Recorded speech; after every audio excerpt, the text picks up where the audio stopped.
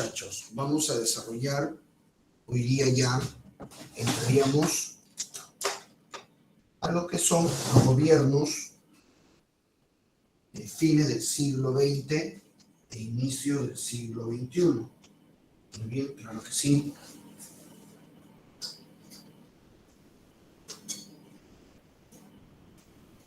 Así es. Claro que sí. Entonces, por supuesto, vamos entonces a desarrollar esos gobiernos. Mira, ahí está. Perfecto. Gobiernos entonces, listo, de fines del siglo XX y inicios del siglo XXI. Vamos a ver, tenemos en primer lugar el gobierno revolucionario de las Fuerzas Armadas, es decir, el gobierno del general Velasco Alvarado y el gobierno del general Francisco Morales Bermúdez. Muy bien. Claro que sí. Muy bien, entonces vamos a desarrollar estos dos gobiernos importantes, ¿no? Gobierno revolucionario. Así es, entonces vamos a ir desarrollando esto. Ajá. A ver, vamos a ver. Entonces, ahí está, ¿no? Las Fuerzas Armadas. Algunos le llaman también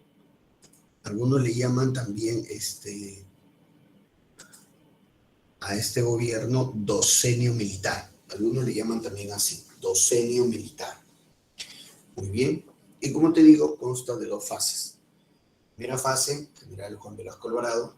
Segunda fase, general Francisco Morales Bermúdez. Vamos a ver entonces. Ahí está. Muy bien. Así es. Entonces, ahí tenemos la primera fase del general Velasco, del año 68 al 75, y luego Francisco Morales Bermúdez, del 75 a 1980.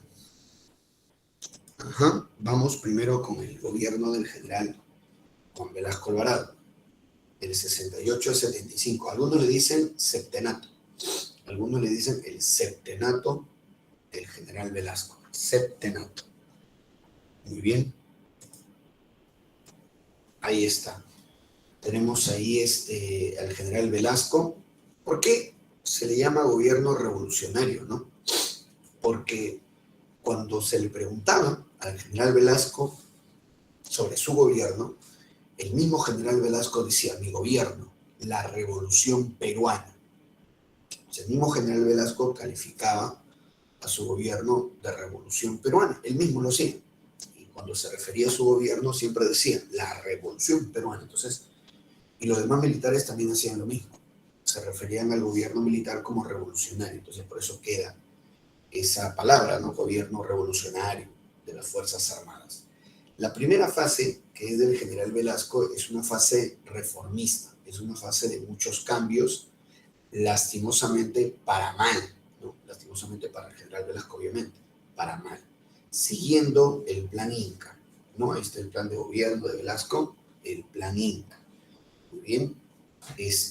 Velasco tenía un discurso muy nacionalista, pero ya excesivamente nacionalista, ya cayendo un poco quizá incluso en lo demagógico o hasta en lo ridículo, porque Velasco hablaba, ¿no? De una guerra de revancha con Chile, de recuperar Arica y Tarapacá, pero también llegaba al extremo de prohibir la música en inglés, de criticar imágenes como la de Papá Noel, que él decía que era una imagen consumista, comercial, superficial de la Navidad, ¿no? Imagínate Papá Noel, que los niñitos quieren a Papá Noel por un regalo, ¿no? Pero ahí pues el general todo lo politizaba, ¿no? Entonces, cayendo a ese extremo, ¿no? Utilizaba mucho la imagen de Tupac Amaru, Velasco, sí, mira, acá está, mira, el general Velasco, y al fondo está la imagen de Tupac Amaru con el sombrero. ¿Cómo? Con el sombrero, ay, ay, ay. Bueno, ahí está entonces. Obviamente, el marco legal de este gobierno militar no es en la Constitución del 33, porque justamente el general Velasco le da golpe de Estado al presidente Belaúnde, ¿no? Entonces, su marco legal, como vemos acá abajito, fue el Estatuto Revolucionario. Ahí está. Claro, ¿no? Henry me dice, profe, el sombrero haciéndose, pero ahí está el sombrero haciéndose presente, ¿no? La frase del general Velasco y del gobierno militar era ni capitalista ni comunista, ¿no? Porque hay que entender que el contexto mundial era la Guerra Fría, pero precisamente Velasco decía ni capitalista, o sea, no con Estados Unidos, ni comunista, no con la Unión Soviética. Reivindicó lo provinciano, sí, Velasco, él era de Piura, además recordemos que también se estaba dando la coyuntura todavía de la migración del campo a la ciudad. Sí, hay una reivindicación de lo provinciano, por ahí va la utilización de la imagen de Tupac Amaru y, por ejemplo, establecer el quechua como idioma oficial. Es una forma de reivindicarlo, ¿no? Lo de provincia, ¿no? El quechua como idioma oficial. Muy bien, entonces, esta fue su primera medida del general Velasco Alvarado. Esta es su primera medida, claro que sí, que es la estatización de la International Petroleum Company, ¿no? Justamente el día 9 de octubre, ¿no? Poco día después de su golpe de Estado, Velasco anuncia que se estaba tomando por la fuerza el yacimiento de Lebría y Pariñas. Recordemos que ese yacimiento de Lebría y Pariñas ya el Perú lo había recuperado, ¿no? Con el acta de Talara. Entonces lo que hace Velasco es tomar las instalaciones de la empresa IPC, International Petroleum Company, estatizando, nacionalizando, expropiando la empresa, ¿no? IPC. A esto Velasco le va a llamar Día de la Dignidad Nacional. Mira, otro que hablaba de dignidad, ya está, de dignidad nacional. Muy bien. Ahora, esa palabra, ojo, nacionalizar, estatizar, expropiar, significa que una empresa privada pasa a manos del Estado, ¿ya? Pero la ley indicaba que si tú querías hacer eso, tú querías expropiar, nacionalizar, entonces el Estado lo puede hacer, pero debe compensar, dar una indemnización a la empresa afectada. Y en este caso Velasco, por ejemplo, no quería pagar la indemnización a la IPC porque la acusaba de ser una empresa abusiva, de ser una empresa que se había aprovechado del Perú, etcétera, ¿no? Venía con todo ese rollo, pues, ¿no? Medio resentido. Y no le quería pagar, ¿no? Por dignidad. Dice, no quiere pagarle a la IPC. Bueno, con las instalaciones del IPC forma Petroperú. Acá está la empresa, que hasta ahora existe, Petroperú. Ahí está, ¿no? Día de la Dignidad Nacional, con mucha dignidad, no le quiere pagar al IPC. Y al final terminó pagando. Y al final terminó pagando e incluso más de lo que originalmente la IPC le pedía. Porque en el último año de gobierno de Velasco, cuando ya la economía estaba hecha trizas de trizas, entonces Velasco fue a pedir un préstamo a los Estados Unidos, ¿no? A estirar la mano, o mejor dicho, pasar el sombrero. Muy bien, y Estados Unidos, que no se complica la vida con Latinoamérica, ¿verdad? Porque lo suyo era la Guerra Fría. Estados Unidos dice, ya, bacán, general Velasco, a ver cuánto dinero quiere que le ponga en su mano, o mejor dicho, en su sombrero. ¿Cuánto quiere? Tanto. Estados Unidos dijo, ya, yo le presto, general Velasco, pero con una condición. Páguele su indemnización a la IPC. Y así es como finalmente Velasco le paga la indemnización al IPC y le paga más, mucho más de lo que originalmente debió haber pagado, porque la IPC aprovecha y pide, pues como había pasado ya varios años, pide pues ¿no? Reparaciones, indemnización, demoras, qué sé yo. Y pagó todo, ¿sí? Al final pagó todo. Al final la IPC recibió más dinero de lo que debió haber recibido, pero eso sí, con mucha dignidad. Claro, de lo justo, ¿sí o no? A la debacle con dignidad. Y ahí está, mira, más estatizaciones. Bien. Henry me dice, profe, ¿por qué no se tocó la Sonder Perú? Sí, no se tocó la Sonder Perú porque la idea de Velasco Alvarado y de los militares, según ellos, era eliminar los enclaves. Justamente es lo que vemos acá. ¿Qué son los enclaves? Las empresas extranjeras que para los militares y para el sector de izquierda que lo apoyaba, ojo ahí, porque la izquierda política es quien apoyó a Velasco. Es más, la gente de izquierda lo tiene hasta ahora Velasco como un ídolo. Yo no sé por qué, pero lo tiene como un ídolo. Entonces la idea de Velasco es eliminar los enclaves. ¿Qué son los enclaves? Las empresas extranjeras que, según Velasco y según la izquierda peruana de ese momento, eran empresas abusivas. Entonces resulta que no todas las empresas son abusivas, según ellos, sino algunas. Empezando por el IPC. Ya, por ejemplo, Southern Perú no era considerada una empresa, un enclave, no era considerada. Algunos dicen incluso de que hubo un arreglo de por medio, ¿no? Pero bueno, eso ya no se puede demostrar, ¿no? Pero la cosa es que la Southern Perú no era vista como enclave, en fin. Pero otras empresas sí. Entonces, justamente vemos acá, ¿no?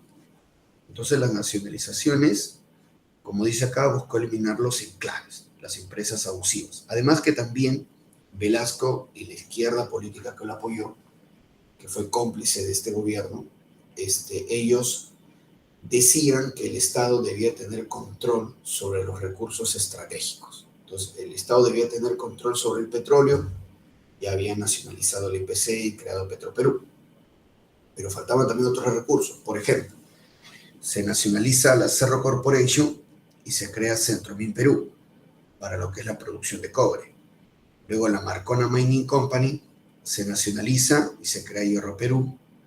La ITT se convierte en la Compañía Peruana de Teléfonos, Peruvian Corporation en la INAFER Perú, y Banchero Rossi fue asesinado lastimosamente, y Velasco aprovecha y las empresas de Banchero las convierte en Pesca Perú. Pero aquí lo lamentable es que todas estas empresas estatales, todas, empezando por Petroperú, que hasta ahora existe, Centromin Perú, Hierro Perú, ENAFER, todas estas empresas estatales no solamente eran mediocres e ineficientes, sino que generaban gastos. En vez de generar dinero e ingresos al Estado, generaban gastos, muy bien, y eran foco de corrupción. O sea, al tener estas empresas estatales, el Estado peruano, para la redundancia, en vez de ser más productivo, era más ineficiente y corrupto. Y recordemos que Velasco Alvarado ya estaba asumiendo a un Perú en crisis. Ya, recuerda que en el primer gobierno de Belaúnde también había intentado una economía estatista y también le había ido mal, ¿no? La moneda se había devaluado 30%, había caído la inversión. Entonces, ya sobre una economía mala, Velasco viene con estas, entre comillas, reformas, y lo único que va a producir es ahondar más la crisis, ahondar más la crisis. Y ahí lo vamos a ver, porque va a ser una situación dramática. Muy bien, entonces, otras obras de Velasco, por ejemplo, la construcción del oleoducto norperuano, para lo cual nos endeudamos con Japón.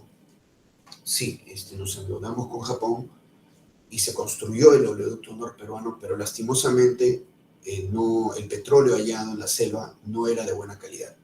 Se dice que de cada 10 baldes que se extraía, por poner un ejemplo, ¿no? De cada 10 baldes que se extraía del pozo petrolero, 8 baldes eran agua y solo 2 baldes eran petróleo. Pero era un petróleo muy pesado, que teníamos que llevarlos a refinerías extranjeras justamente a ser procesadas, y con toda esa inversión ya el petróleo ya en el mercado era caro, no era competitivo. No se le cuenta el oleoducto norperuano, no se esperó que produjera grandes cantidades de petróleo, pero para nada. Fue un gasto, una deuda más ahora con Japón. Luego tenemos el Sinamos. El Sinamos era algo así como el partido político de Velasco Alvarado, ¿no? Sistema Nacional de Apoyo a la Movilización Social, Sinamos. Cada vez que Velasco quería inaugurar una obra, hacer una marcha, el Sinamos traía a la gente. Luego también se crea Defensa Civil, y Defensa Civil se crea a raíz del terremoto en Yungay. Ajá, el terremoto en Yungay hizo que grandes bloques, como vemos acá, del Nevado Huascarán, grandes bloques del Nevado Huascarán cayeran y sepultaran literalmente dos pueblos, Yungay y Ranrajirca, produciendo 70.000 muertos aproximadamente, una cantidad realmente bárbara, 70.000 muertos. Y a raíz de este desastre en Yungay se creó Defensa Civil. Luego tenemos quizá la medida más importante o de mayor impacto del gobierno militar, en este caso de Velasco, la reforma agraria. Muy bien, así es. Henry me dice, profe, Luis Banchero Rossi es asesinado por... No, eso no.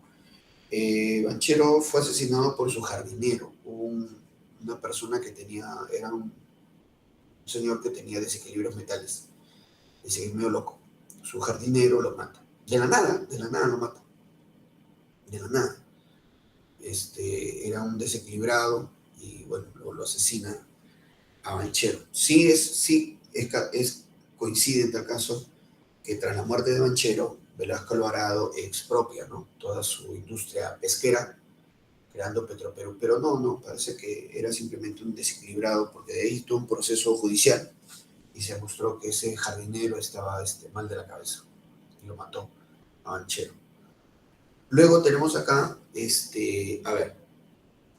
la reforma agraria, se había hecho una primera reforma agraria en el gobierno de Belaúnde, que fue muy criticado, ¿no? Entonces ahora el general Velasco hace una reforma agraria mucho más general. Por ejemplo, Belaúnde en su reforma agraria no quiso afectar las empresas agroindustriales azucareras de la costa norte, muy criticado por eso. Pero el general Velasco sí, él expropia y afecta a las empresas azucareras agroindustriales. Pero vamos a ver acá, el 24 de junio de 1969, que hasta ese momento era el Día del Indio, y que Velasco ordena que pase a llamarse Día del Campesino. Así es. ¿Y qué es lo que, cómo inicia Velasco su reforma agraria? Expropiando 17.000 haciendas. Pero recuerda que la ley decía que si el Estado expropiaba, tenía que pagar una indemnización. Entonces, ¿cómo hizo Velasco ahí si el Estado peruano no tenía dinero? Entonces, vamos a ver acá, mira lo que hizo Velasco. Velasco venía y Velasco te decía, a ver, señor hacendado, ¿cuánto está su hacienda, no? O su empresa azucarera, ¿cuánto está? Pongamos, ¿no?, 100.000 soles. Ah, ya. Entonces Velasco sacó un papelito que decía bono agrario y decía, ¿no?, a ver, ya, entonces, señor hacendado, yo le voy a quitar sus tierras que usted ha producido, ¿no?, que usted ha sacado adelante con su esfuerzo. Seguramente es endeudado, seguramente es esforzado, seguramente ha invertido bastante. No me interesa, igual se lo voy a quitar. Ya perdiste, ¿no? Como cualquier vulgar ladrón. Ya perdiste. Entonces, ¿cuánto vale su hacienda? 100.000 soles, ya. Entonces Velasco te daba un bono agrario, un papelito. Bono agrario válido por 100.000 soles, precisamente. Entonces, señor hacendado, yo le voy a dar este bono agrario, un papelito. De acá a un par de años, usted lo va a cambiar por 100.000 soles, ¿sí? Ya, ahí está. Tenga usted, guárdelo, no lo vaya a quemar, no lo vaya a perder, listo, ya está. Y así entonces, Velasco te da un papel, bono agrario, ¿no? Según él, en 2 años, 3 años, eso lo ibas a cambiar por dinero. Ha pasado más de 50 años, y hasta ahora esos bonos agrarios, esos papelitos, no se pueden cambiar por dinero. O sea, literalmente, Velasco solamente te dio un papelito por las tierras que te iba a quitar. Claro. Entonces, esos bonos agrarios hoy en día son la gran deuda agraria, que cada cierto tiempo se habla. Así es. Muy bien, al expropiar las empresas azucareras, obviamente elimina a la llamada oligarquía, ¿no? La gente de tendencia de izquierda que lo apoyaba, Velasco aplaudió a rabiar, bravo, bravo. Eliminamos la oligarquía, porque según ellos, debido a la oligarquía, el Perú no progresaba. Según ellos, al final elimina la oligarquía y el Perú, peor todavía, entra una debacle mayor. Ahora, las empresas azucareras de la costa norte se convierten en CAPs, cooperativas agrarias, y las haciendas de la sierra de los Gamonales se convierten en SAIS, sociedades agrarias. Lastimosamente, para Velasco y para el Perú, la reforma agraria fue un fracaso, por varias razones: mala implementación, o simplemente era una idea incorrecta, que no debe haberse hecho, lastimosamente. Entonces, esas empresas azucareras convertidas en cooperativas cayeron incluso en la corrupción, en el desorden, en la mala administración, al extremo que Velasco tuvo que traer alimentos de afuera, productos agrícolas de afuera, porque bajó tanto el rendimiento, destruyó la agricultura peruana y tuvo que traer alimentos de afuera. Imagínense. Ahí está la frase de la reforma agraria de Velasco. Dice: el patrón ya no comerá más de tu pobreza, ¿no? Esa es la frase de... Según Velasco, esta frase la dio Túpac Amaru. Según Velasco, porque en fin, no hay pruebas históricas, pero Velasco decía, no, Túpac Amaru lo dijo. Ah, bueno, quizá lo soñó, ¿no? Así que según el Túpac Amaru dijo: el patrón campesino, el patrón ya no comerá más de tu pobreza. Bueno. Y luego tenemos que Velasco se distancia de los Estados Unidos debido a que Estados Unidos no quería venderle armas, ya que Velasco hablaba, ¿no?, de una guerra de revancha con Chile para recuperar Arica y Tarapacá, pero Estados Unidos no estaba vendiendo armamento. Entonces Velasco se enoja con Estados Unidos y comienza a comprar armamento a la Unión Soviética, ¿no? Tenemos ahí, por ejemplo, aviones escasa, tanques, lanzacohetes, compró fusiles, claro que sí, muy bien. Un ratito, ahí está. Compró también misiles también. Ahora, acá viene el asunto, ¿no? Todo este armamento que compra Velasco era carísimo, como siempre es caro, ¿no?, este tipo de cosas. Y entonces la pregunta es: ¿de dónde sacó dinero Velasco si la economía iba mal? Y lastimosamente las reformas que él está implementando, todas han sido un fracaso. Las empresas estatizadas que solamente generan pérdidas, la reforma agraria que ha destruido la agricultura peruana, la comunidad industrial también fracasó, el oleoducto norperuano que nos endeuda con Japón. ¿De dónde sacó el dinero? Y la respuesta es deuda externa. Velasco Alvarado incrementa la deuda externa para comprar todo este armamento. Quintuplica la deuda externa. Quintuplica, porque cuando Velasco entra a gobernar, la deuda externa era 800 millones, y cuando él se fue, la deuda subió a 4.500 millones de dólares. O sea, 5 veces más. Ahora mira, cuando un gobernante o un país quintuplica su deuda externa y todo lo que eso significa, que las siguientes generaciones van a ir pagando toda esa deuda generada. Entonces, un país quintuplica su deuda externa, ¿para qué? Para invertirla en infraestructura, en carreteras, en hospitales, en educación, ¿verdad? Pero en el caso de Velasco, él quintuplica la deuda externa para comprar este armamento. Y mis estimados alumnos, este armamento nunca se utilizó. Esos aviones caza nunca entraron en batalla, esos lanzacohetes nunca arrojaron nada, esos tanques nunca entraron en campaña porque no hubo guerra. O sea, al final quintuplicó la deuda externa simplemente para tener todo este armamento, ¿no? Simplemente para que la gente diga: uy, qué poderosos somos, ¿no? Uy, seguramente Chile está de miedo, ¿no? Para eso nada más.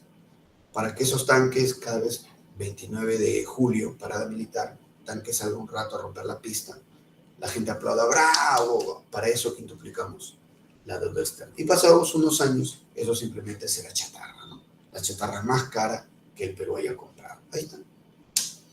Ahí está el general Velasco, ¿no? Pero así, hay gente que lo admira, ¿no? Hay gente que lo admira a Velasco. Pero todavía falta más, falta más.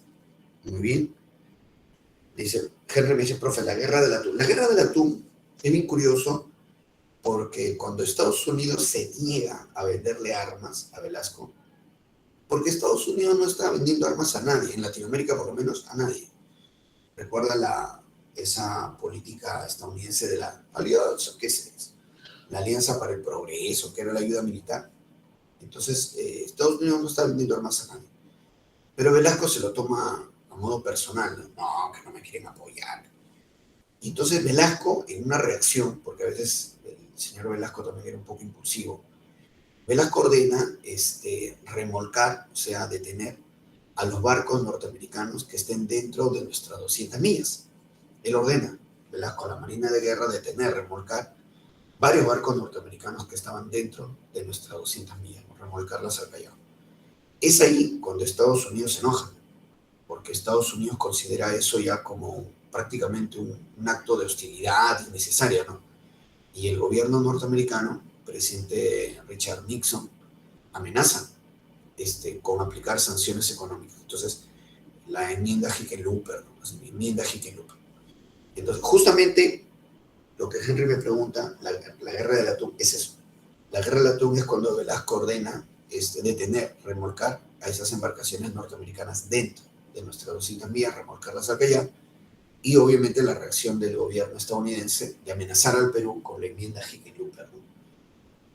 Velasco retrocede porque no había dinero y libera a todas las embarcaciones detenidas y ya la situación se tranquiliza, ¿no? Ya no se aplica la enmienda Hickenlooper, lo que son sanciones económicas. Imagínate, Perú estaba mal y encima con sanciones económicas iba a ser peor. Ahí está. Diego me dice, profe, ¿por qué se mete con Estados Unidos? Justamente porque Velasco quería que Estados Unidos le venda armas para la, entre comillas, guerra con Chile que iba a hacer, que al final no hubo ni guerra ni nada. Pero Estados Unidos tenía la política en Latinoamérica de no vender armas. Es más, en el gobierno de Belaúnde, ¿no? El gobierno anterior a Velasco, el gobierno de Belaúnde estaba comprando armamento a Francia, los famosos Mirage, a Francia, y Chile le compraba al Reino Unido. Entonces, como no le quiere vender armas a Estados Unidos, Velasco se resiente, no, que por aquí, que como tenía también esa retórica de izquierda, antiimperialista y toda esa vaina, entonces nada, y se va a la Unión Soviética. Bueno, al final nos endeudó tremendamente por las puras, ¿no? Ahí está el general Velasco, su acercamiento con gobiernos comunistas, Salvador Allende, que era de tendencia comunista, o Fidel Castro, ¿no? El líder de la Revolución Cubana. Luego tenemos por acá que se apoyó el movimiento de los no alineados, y se funda el Pacto Andino en el Acuerdo de Cartagena. Se funda el Pacto Andino, que originalmente era Venezuela, Colombia, Ecuador, Perú, Bolivia y Chile. Hoy en día el Pacto Andino se llama Comunidad Andina de Naciones. Y bueno, solamente hoy en día se han retirado, ¿no? Venezuela y Chile. Se han retirado Venezuela y Chile. Como sus reformas de Velasco no están funcionando, no están funcionando las reformas de Velasco, entonces los medios de comunicación lo critican. Y Velasco Alvarado se enoja, un dictador, ¿no? Y expropia los medios de comunicación, ¿no? O sea, canales y diarios pasan a manos del Estado. Velasco decía, no, que lo voy a poner al servicio del pueblo, ¿no? Porque también utiliza bastante la palabra pueblo, pueblo. El asunto es que al ejecutar esto, al expropiar los medios de comunicación, va a eliminar las críticas, porque ahora los diarios y los canales, como dependen del Estado, entonces el gobierno nombra a los directores, ¿no? De esos canales, de esos diarios, y esos directores que le deben el cargo y el sueldo al gobierno, obviamente no van a criticar al gobierno, ¿no? Esa era la idea, entonces, eliminar las críticas al régimen, ¿no? Rolly me dice, profe, ¿Velasco buscó pretexto para tener una guerra con Chile? No, no llegó a ese punto, no llegó a ese punto porque compró el armamento, sí, pero la situación del Perú era cada vez más inmanejable, ¿no? Y yo supongo que hasta el mismo Velasco se dio cuenta que hubiera sido un suicidio ir a una guerra con Chile porque la situación económica, con todo lo que él mismo ha hecho, el mismo Velasco, destruyó. Vamos a ver el punto, ¿eh? Justamente ahí vamos, mira, vamos a ver. No necesitas una guerra con Chile porque mira lo que estaba pasando en Lima. Ya ahí tienes tu guerra, mira, en Lima. La situación económica va a ser tan lamentable que la población de Lima salió a saquear la ciudad. Eso fue el 5 de febrero de 1975. La Guardia Civil, que así se llama la policía, hizo una huelga de 3 días, la Guardia Civil. Y el tercer día de la huelga, 5 de febrero de 1975, sabiendo que la Guardia Civil no va a proteger la ciudad, salieron un montón de delincuentes, pero luego también gente a empezar a saquear las tiendas, los mercados del centro de Lima, a saquearlo y a quemarlo. Para la 1 de la tarde, mira, ese es Lima a la 1 de la tarde, del 5 de febrero del año 75. Era tal la destrucción en el centro de Lima que Velasco estableció el toque de queda a la 1 de la tarde, y sacó los tanques, ¿no? Que por fin para algo sirvieron, aunque sea para reprimir a los mismos peruanos. Mira, ve. 1 de la tarde toque de queda. Eso es el llamado limazo. Cuando se da este limazo, y mira, la gente, mira, está entrando a las tiendas, robándose los zapatos, todo, porque la situación económica era lamentable. Y ahorita vamos a ver, para que te des cuenta más o menos qué tan grave era la situación económica. Y bueno, entonces, ya con este limazo, ya los mismos militares se dieron cuenta que el gobierno de Velasco no daba para más. Y ahí es donde deciden sacarlo. Los propios militares le dan golpe de estado a Velasco. Pero justamente vamos a ver esto. Mira. Aquí está para que te des cuenta qué tan grave era la situación económica para la población. Es bien curioso que Velasco Alvarado y su grupo de tendencia de izquierda, ellos hablaron mucho de pueblo, pueblo, pueblo, pero con el fracaso económico que ellos hacen, lo único que logran es empobrecer y dañar al pueblo. Porque yo te digo, la gente que tiene dinero se va del país. Uno que tiene dinero, imagínate, ¿no? Ya me voy un par de años, pero hasta que toda esta situación mejore, ¿no? Como están haciendo ahora, ¿no? Ahora ya están empezando a hacer eso, si acaso. Ya mucha gente con plata se va, sí, normal, ¿cuál es el problema? Ya está. Pero ¿quiénes son los que van a padecer la crisis? Los que no se pueden ir. O sea, el pueblo, justamente, a quienes estos gobiernos dicen que quieren favorecer. Solamente mira la lista de precios para que te des cuenta. Mira, ahí está, la lista de precios, que es lo que usualmente vemos en el mercado, ¿verdad? Entonces, mira, ve, 1968, cuando Velasco entra a gobernar, la carne molida estaba 19 soles 80. 19 soles 80 el kilo. Ya, y cuando Velasco se va, este es de 1976, unos meses después, ¿no? Que Velasco ya le dieron golpe de estado, pero vamos a ver acá. La carne molida que estaba a 19 soles 80, mira ahora, para el año 76, 130 soles el kilo. O sea, 130 soles el kilo. Se ha quintuplicado el precio. Y vamos a ver algo más común. Mira, por ejemplo, la cebolla, que estaba a 50 céntimos cuando Velasco entra a gobernar, y cuando Velasco se va, la cebolla estaba a 12 soles el kilo, de 50 céntimos a 12 soles. Y el tomate, que cuando Velasco entra estaba a 2 soles 80 el kilo, cuando Velasco se va, el kilo de tomate está a 16 soles 60. Se ha 8 veces subido el precio del tomate. O sea, cada año de Velasco se duplicaba el precio. Cada año se duplicaba el precio en el caso del tomate. Y en el otro se quintuplicó. Y entonces los sueldos no se aumentan a ese ritmo. Los sueldos no aumentan a ese ritmo suponiendo que tengas empleo. La inversión había bajado completamente. ¿Quién va a invertir en un país así? Donde se está sometido al capricho de un gobernante como Velasco Alvarado, con las nacionalizaciones y todo eso. ¿Para qué vas a poner una empresa? Para que luego te la quiten, ¿ah? Y le ponga Perú, ¿no? Entonces no, pues. Entonces vuelvo a repetirte, la gente que tiene plata agarra sus cosas y se va. ¿Sí o no? Normal, ¿sí o no? Uno tiene plata, me voy, pues el problema, listo, por eso tengo plata, ¿no? Ya está. El mundo es grande. Pero los que padecen esto es la gente. Por eso vimos el IMAS. Por eso vimos al punto de que la misma gente comienza a saquear la capital. A eso nos llevó el gobierno revolucionario de las Fuerzas Armadas, el general Velasco, quintuplicando la deuda externa, no para favorecer a la población, sino para comprar armamento que nunca se utilizó, que a la larga solamente va a ser chatarra. Ya ves, por eso es que yo sinceramente no entiendo, porque hay gente que admira a Velasco, yo no los entiendo. O sea, les habrán contado otra historia, pero no. O se habrán quedado con la parte inicial, ¿no? De que él defendía la dignidad, y bueno, supongo que les gustará la dignidad, pero con toda esta situación, lamentable. Mira, y los mismos militares lo terminan sacando. Claro, su presidente del Consejo de Ministros, Francisco Morales, era su presidente del Consejo de Ministros, desde Tacna anunció que Velasco ya no era presidente. O sea, el propio ejército le dio golpe de Estado, el Tacnazo. Francisco Morales sacó del poder a Velasco. Roberto me dice, y prepárense porque todavía falta Alan García. Claro, todavía falta Alan García. Exactamente. Por eso con Alan García ya llegamos a la hiperinflación, porque como la economía estaba hecho un desastre, estaba mal la economía, ¿no? Y Velasco ya había agarrado la economía mala, pero en vez de mejorarla, la empeoró.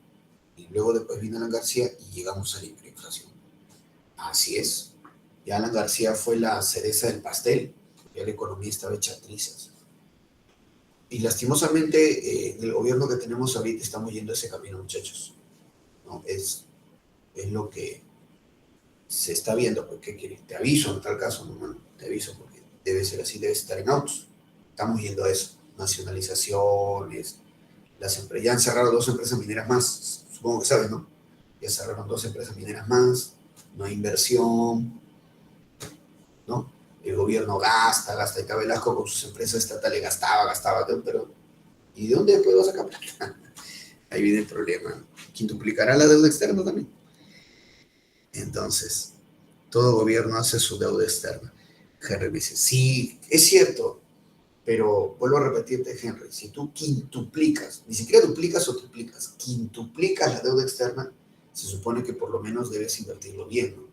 Porque ya no solamente estás endeudando el país por un par de años, lo estás endeudando quizá por más de una década. Entonces, ese dinero debe ser bien invertido, ¿no? En educación, en infraestructura, hospitales, pero, bueno, Velasco decide comprar armamento, ¿no? Y nunca hubo guerra. Vamos con el gobierno de Francisco Morales Bermúdez, ¿sí? A ver, tenemos a Francisco Morales Bermúdez, él recibe un país quebrado, ¿no? Un país ya recontra quebrado. Y bueno, lo que hace Francisco Morales es detener las reformas de Velasco. Por eso, si el general Velasco era reformista, el general Francisco Morales es contra-reformista, ¿no? Cambia de plan. Si Velasco era plan inca, Francisco Morales establece el plan Tupac Amaru. Ahí está, plan Tupac Amaru. Detiene las reformas de Velasco, retira a los militares más cercanos a Velasco, los retira del poder. Acá está, mira, ven, estos generales que eran muy cercanos a Velasco son retirados. Así es, eliminó el Sinamos, que era como su partido político, Velasco lo elimina. Ahora, detiene las reformas, pero no las elimina. O sea, por ejemplo, Francisco Morales ya no nacionaliza nada más, pero todas las empresas nacionalizadas ya creadas y que generaban pérdidas seguían ahí. Velasco Alvarado, o mejor dicho, perdón, Francisco Morales ya no continúa la reforma agraria, ya no. Pero todo lo que había hecho o mal hecho la reforma agraria con las cooperativas, las sociedades, seguían ahí, seguían siendo un desastre, no las corrige. Ese fue el problema de Francisco Morales. Por eso la crisis va a continuar. Por eso la crisis va a continuar. Henry me pregunta, profe, ¿en qué consiste el plan Tupac Amaru? Justamente detener las reformas de Velasco y también de una u otra manera ya ir regresando a la democracia, porque los militares se asustaron de toda esta situación que ellos mismos han provocado, ya no tienen ideas, ya las aplicaron todas con Velasco y toditas han malogrado el país, entonces ya los militares comienzan a ver la posibilidad de devolverle el poder a los civiles, porque ya no saben qué hacer, un retorno a la democracia. Eso también es el plan Tupac Amaru, ¿no? Detener las reformas velasquistas e ir hacia la democracia. Mira la crisis económica, ven aumento. Ya, mira, acá está el dólar, porque algunos a veces, ¿no? Siempre me preguntan, profe, pero si el dólar sube, ¿a mí qué me importa? ¿A mí qué me importa? No, sí importa. Porque si el dólar sube, significa de inmediato que nuestra moneda se va devaluando. Y al devaluarse la moneda, tenemos menos capacidad adquisitiva. Ese es el detalle. Entonces, acá lo vemos, mira, simplemente para que tengas un ejemplo, ¿no? Mira, ve acá.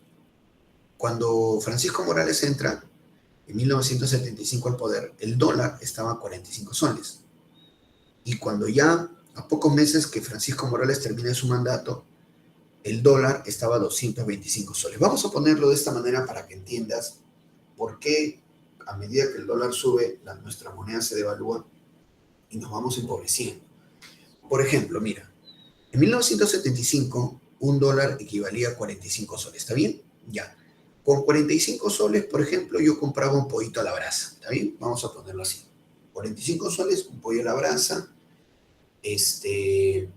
con su, ya bueno, sin gaseosa, ¿no? Pero no importa, ahí está el pollito a la brasa. Y el pollito a la brasa me alimenta a 5 personas, ¿no? Ya, 5 personas, ¿no? Su buena presita, ya chévere, bacán. ¿Me escuchan? Ya, pasan 4 años, el dólar sigue valiendo igual, el dólar sigue valiendo igual. ¿Con ese dólar puedo comprar un pollo a la brasa? Sí, normal, ya. Pero ahora mira, ahora ese dólar equivale a 225 soles. ¿Cómo? Ya, entonces escucha, mira, sí, mira, escucha, en 1975, con 45 soles, yo podía comprar un pollo a la brasa y alimentar a 5 personas. 4 años después, con esos mismos 45 soles, solamente puedo comprar un octavo de pollo, alimentar a una persona. ¿Y las otras 4 personas qué van a comer? Entonces, el aumento en el precio del dólar indica que nuestra moneda se va devaluando. Y al devaluarse nuestra moneda, vamos perdiendo capacidad adquisitiva, o sea, nos empobrecemos. Eso es. El dólar siempre va a valer. Lo que está perdiendo valor es nuestra moneda. ¿Entiendes? Entonces, por eso es muy importante cuando dicen, el dólar está subiendo, y a veces nos parece una exageración. No, a mí qué me importa. Oye, yo van en soles, ¿qué? Y es que no estás entendiendo la economía. La economía son datos fríos. Y a esto es lo que significa. Mira, en solamente 4 años, ¿cuánto se ha devaluado el sol? Ahí está. Y esa constante devaluación del sol tiene un nombre, inflación. Entonces, y vemos acá, mira, ve, justamente el cuadro inflacionario, mira, ve. Mira la inflación en la década del 40, que era 15%, lo cual era alta. Este es el gobierno de Bustamante Rivero, por ejemplo, ¿no? De ahí viene la década del 50, que es Odría, y Odría mantuvo la inflación en 7%, o sea, la bajó tremendamente. De ahí en la década del 60, que es el segundo mandato de Prado y Belaunde, la inflación llega a 9.8. Sube un poquito, pero mira el gobierno militar. Mira el gobierno de Velasco y Morales Bermúdez. 34% y en aumento, ¿eh? Y en alza. ¿Te das cuenta? Bueno, cada año es peor que el anterior. ¿Qué hace la población? Se va. Incluso la gente pobre que puede irse ya comienza a irse. Mira, éxodo peruano. Éxodo peruano. Sí, y a la larga, luego de 15 años de migración, se fueron 3 millones de peruanos. 3 millones. Eso es lo único que logró. Todas las medidas de este gobierno militar. Gobierno revolucionario, que sí, campesino, el patrón no comerá más de tu pobreza, ¿no? Y al final logró eso, simplemente, que la familia se separe. ¿Por qué? Porque todos esos familiares que van al extranjero mandaban dinero de lo que trabajaran en el extranjero hacia sus familias que quedaban acá. O sea, como está pasando ahora con el país de Venezuela. A ese punto. A eso llegamos. Muy bien. Mira, ve, se nombra un nuevo ministro de Economía, ¿no? Silva Rueta, el ministro del hambre, le dicen. Ahí está. Y bueno, la CGTP convoca un paro nacional fuerte en 1977. Y a raíz de este paro nacional, Francisco Morales convoca una asamblea constituyente. Estas son obras de Francisco Morales, no tiene muchas porque no había plata. Establece el FONAVI, Fondo Nacional de Vivienda, en Atro Perú. Se funda el departamento de Ucayali, ¿no? Y mira, ve, entre tanta desgracia, una sonrisa, ¿no? Perú clasificó al Mundial de Argentina 78. Llegó 1979, 100 años de la guerra con Chile. No hubo guerra ni nada, simplemente se puso año de nuestros héroes de la Guerra del Pacífico.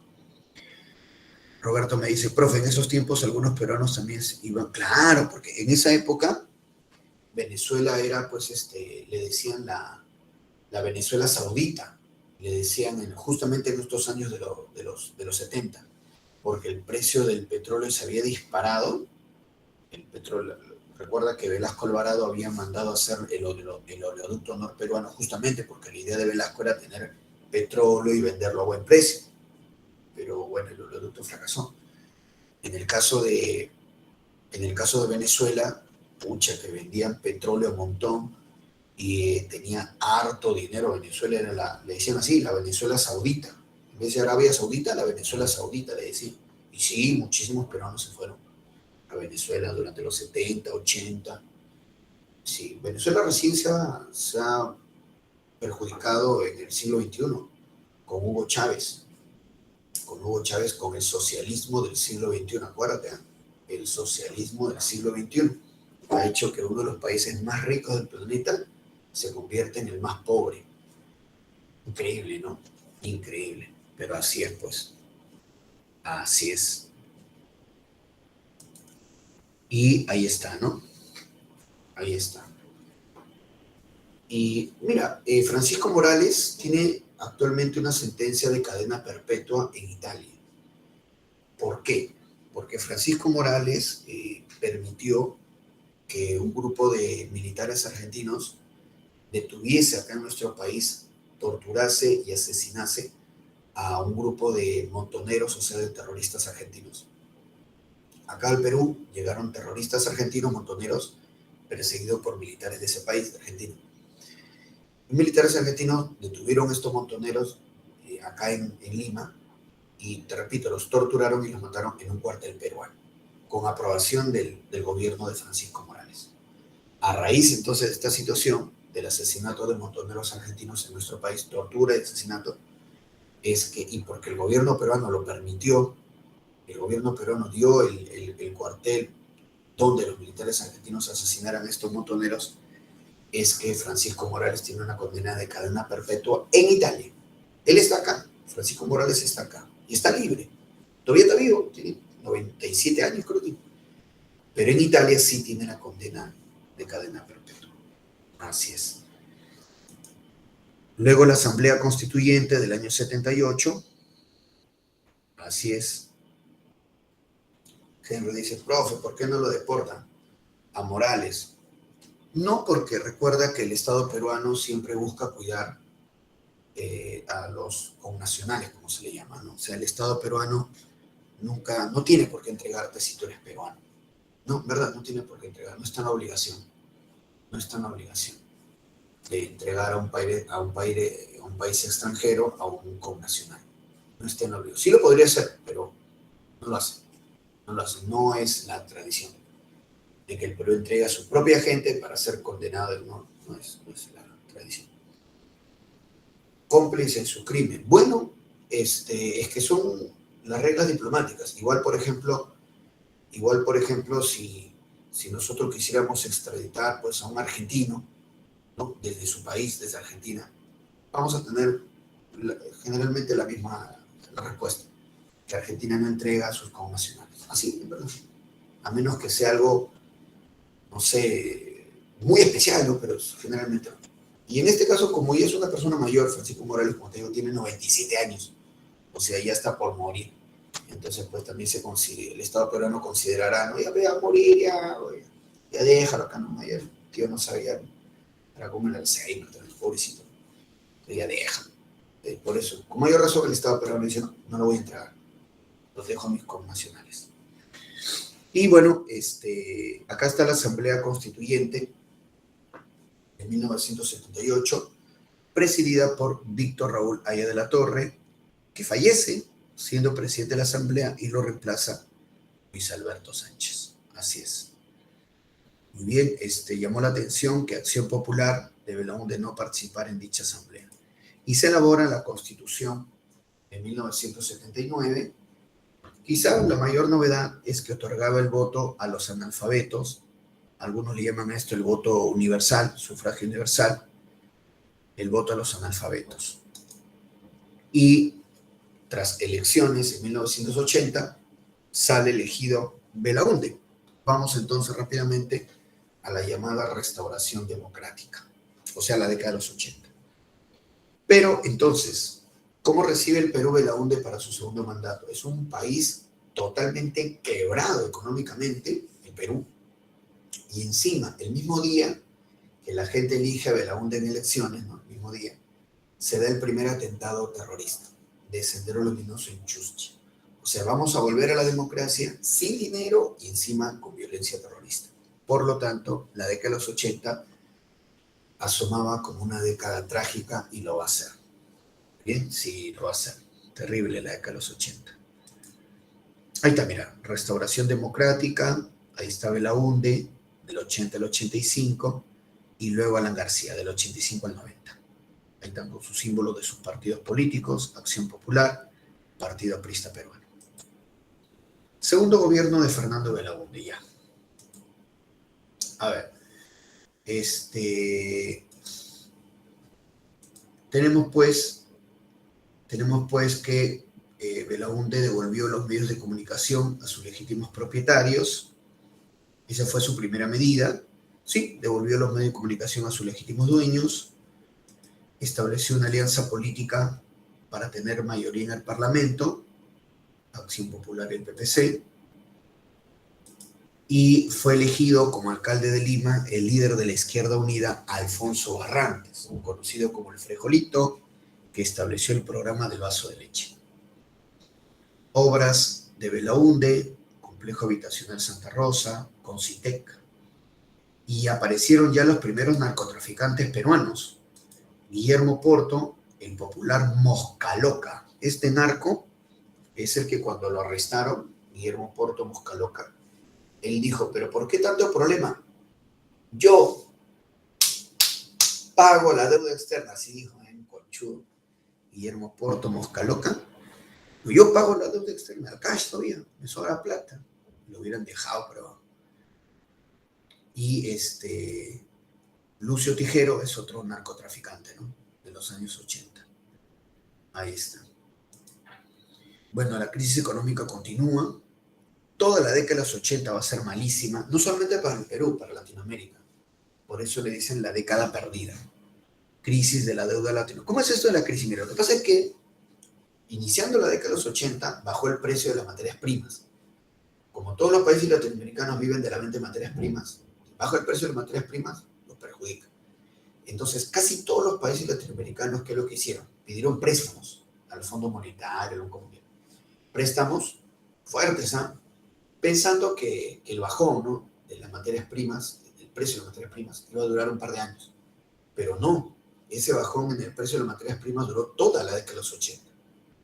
Entonces los países pidieron préstamos fuertes, y ojo que el Perú ya estaba endeudado, pero Belaunde logró pedir préstamos, y más o menos para la mitad de la década de los 80, ¿no?, año 84, 85, ya los países habían gastado los préstamos, ¿no?, y seguían estando pobres. Entonces ahora, ¿cómo van a pagar el préstamo? Hay que pagarlo, pero si siguen empobrecidos, ¿de dónde?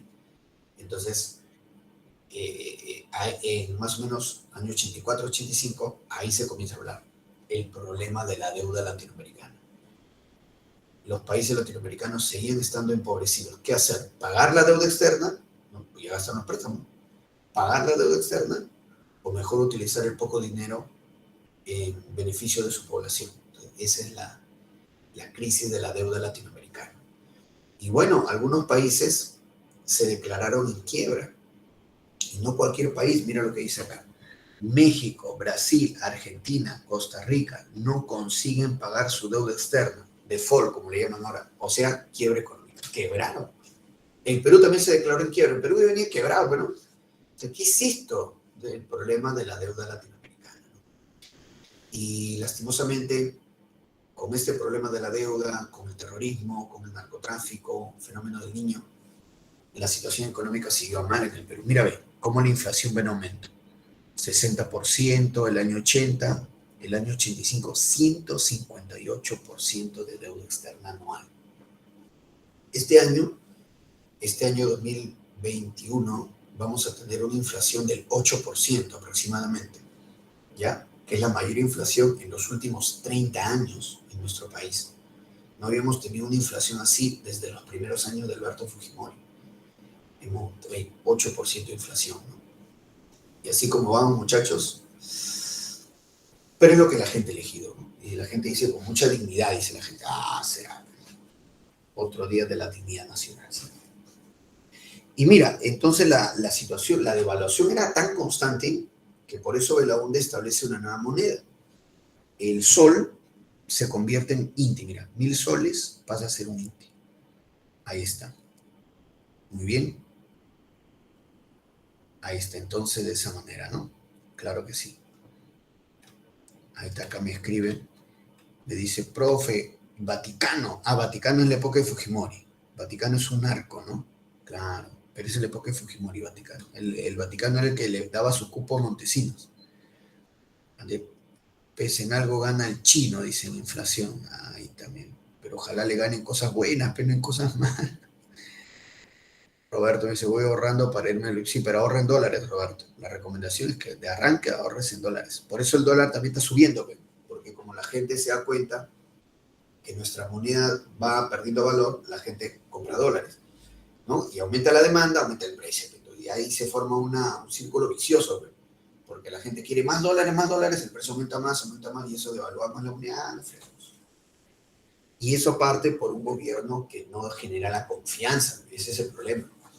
Cuando el gobierno no genera la confianza, entonces ocurren estas, por cómo se comporta el gobierno, ¿no? Ese es el detalle. Diego dice, profe, ¿cómo? Vamos a Venezuela, ¿qué es eso? Entonces ahí está. Mira el fenómeno del niño para piña, ¿no? Fenómeno del niño también, mira, el año 83. Mira cómo quebró nuestra economía. Llegamos, mira, a menos 12% del Producto Bruto Interno, mira. El PBI bajó a menos 12%, mira qué tal caída histórica, ¿no? Y se pensó que no íbamos a caer otra vez así, el PBI, hasta que llegó el presidente Vizcarra el año pasado con el coronavirus y las medidas del presidente Vizcarra. El Perú cayó el año pasado menos 20%. Menos 20%. Profe, pero acá yo entiendo aquí que el PBI cayera menos 12 porque teníamos terrorismo, narcotráfico, fenómeno del niño y una crisis económica ya instalada. Por eso menos 12%. Claro, obvio. Pero el año pasado tuvimos menos 20%, porque parece que tuvimos dos cosas peores. Dos bichos, el coronavirus y el presidente Vizcarra. Y el presidente Vizcarra bien conchudo, ¿no? Porque él nos tuvo en una cuarentena que no sirvió de nada, ¿no? Durante meses. Y ahora se está quejando, ¿no? Ayer salió quejándose que no lo dejan entrar, que no lo dejan movilizarse. Pero si él mismo dio la cuarentena, y sinvergüenza la gente. Bien sinvergüenza. Ahí está. André me dice, profe, tanto, no sé si es que veníamos en un crecimiento económico, pues, André. Ese es el detalle. Como hemos venido en un crecimiento económico continuo en los últimos 30 años, entonces cuando hubo esta debacle económica, la economía ha respondido porque ha estado bien administrada, pero no toda la vida va a ser así, pues. Entonces ya te aguantó el menos 20% del coronavirus ya. Y se supone que luego de eso debían darse medidas para recuperar la economía, pues la economía ya te aguantó ya, ahora hay que recuperarla, pero no. Luego del menos 20%, ahora tenemos un gobierno que maneja ideas un poco raras y que, en fin, ¿no? Entonces, Rolly me dice, profe, no se puede comprar su regalo. Sí, pues se dice, ¿no? Que no lo dejan entrar, que no lo dejan movilizarse, pero él mismo dio la idea esa, ¿no? De la cuarentena absurda, ¿no? Por las puras se quebró la economía. No hizo nada, ni una planta de oxígeno construyó a Vizcarra, por las puras, ¿no? Más bien, al no dejar a la gente trabajar, la gente se empobrece, el tratamiento del coronavirus es carísimo encima. Bueno, acá tenemos el terrorismo, Sendero Luminoso, como Abimael Guzmán, y Abimael Guzmán era seguidor de la Revolución China de Mao Zedong. Así es. Ahí está entonces, Abimael Guzmán seguía las ideas de Mao Zedong, y el otro grupo terrorista, el MRTA, de Polay Campos seguía las ideas de Fidel Castro, ¿no? El ejemplo de Fidel Castro. Los dos grupos terroristas. Una lástima, un grupo de periodistas fue asesinado en Uchurajay, en Ayacucho, porque los comuneros pensaron que los periodistas eran terroristas y los masacran. Sí, pensaron una terrible equivocación. Los comuneros de Uchurajay pensaron que los periodistas eran terrucos y los masacran. Es la matanza de Churajay, mártires del periodismo. Ecuador nos invade por el falso Paquilla. Felizmente el ejército peruano los vota en 48 horas los ecuatorianos. Por la cordillera del Cóndor fue el asunto. Votamos a los ecuatorianos invasores. Y el Perú apoya a la Argentina en la guerra de las Malvinas.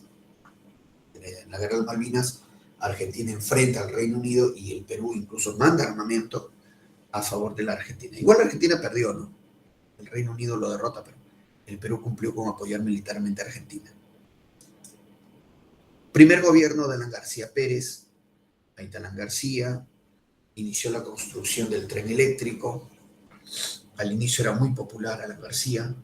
Así es. Y, por ejemplo, con respecto al problema de la deuda, Alan García dijo que solamente iba a destinar el 10% de la deuda externa para pagar, el 10% de las exportaciones, para pagar la deuda externa. E incluso Alan García desafió al Fondo Monetario de que Alan García dijo que el Fondo Monetario Internacional debía hacer reformas, ¿no? O sea, reformarse el Fondo Monetario, si no el Perú se iba del fondo, así de Alan García la muerte. El Fondo Monetario debe cambiar, si no el Perú está analizando su retirarse del Fondo Monetario, como si fuera gran cosa el Perú. ¿Y cómo respondió el Fondo Monetario? No solamente no acepta la propuesta de Alan García del 10% de las exportaciones, sino que el Fondo Monetario nos declara país inelegible de crédito, nos aísla del sistema financiero mundial. Peor todavía.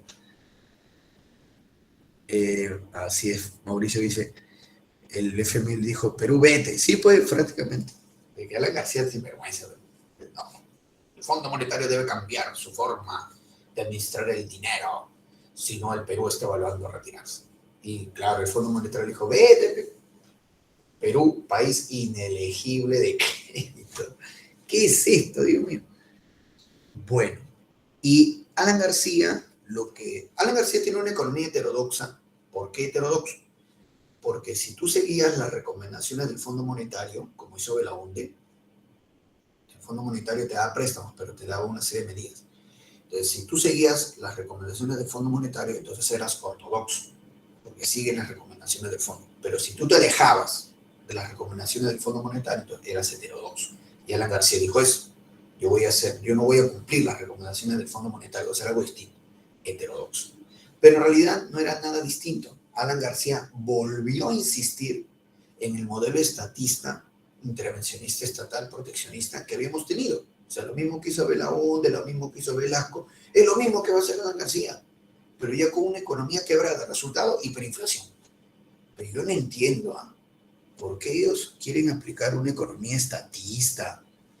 Vienen con estatizaciones, porque Alan García hizo la estatización de la banca, pero esas ideas no sirven. O sea, esas ideas se han aplicado muchas veces en Latinoamérica y no sirve.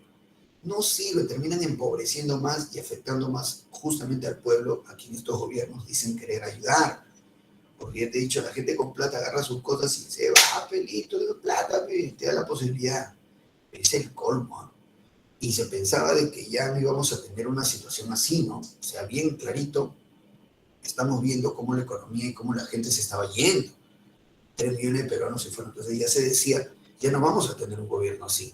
¿Quién va a elegir a un gobernante que te hable de nacionalización, te hable de una nueva reforma agraria, te hable demagógicamente del pueblo? No, pues, ¿no? Como medio resentido, como Velasco. No, ya esas son cosas del pasado, ¿sí o no? Ahora tenemos que ver una visión moderna. ¿Y qué pasa? Actualmente tenemos un gobierno que quiere nacionalizar el gas y otras cosas. Pero la gente lo eligió.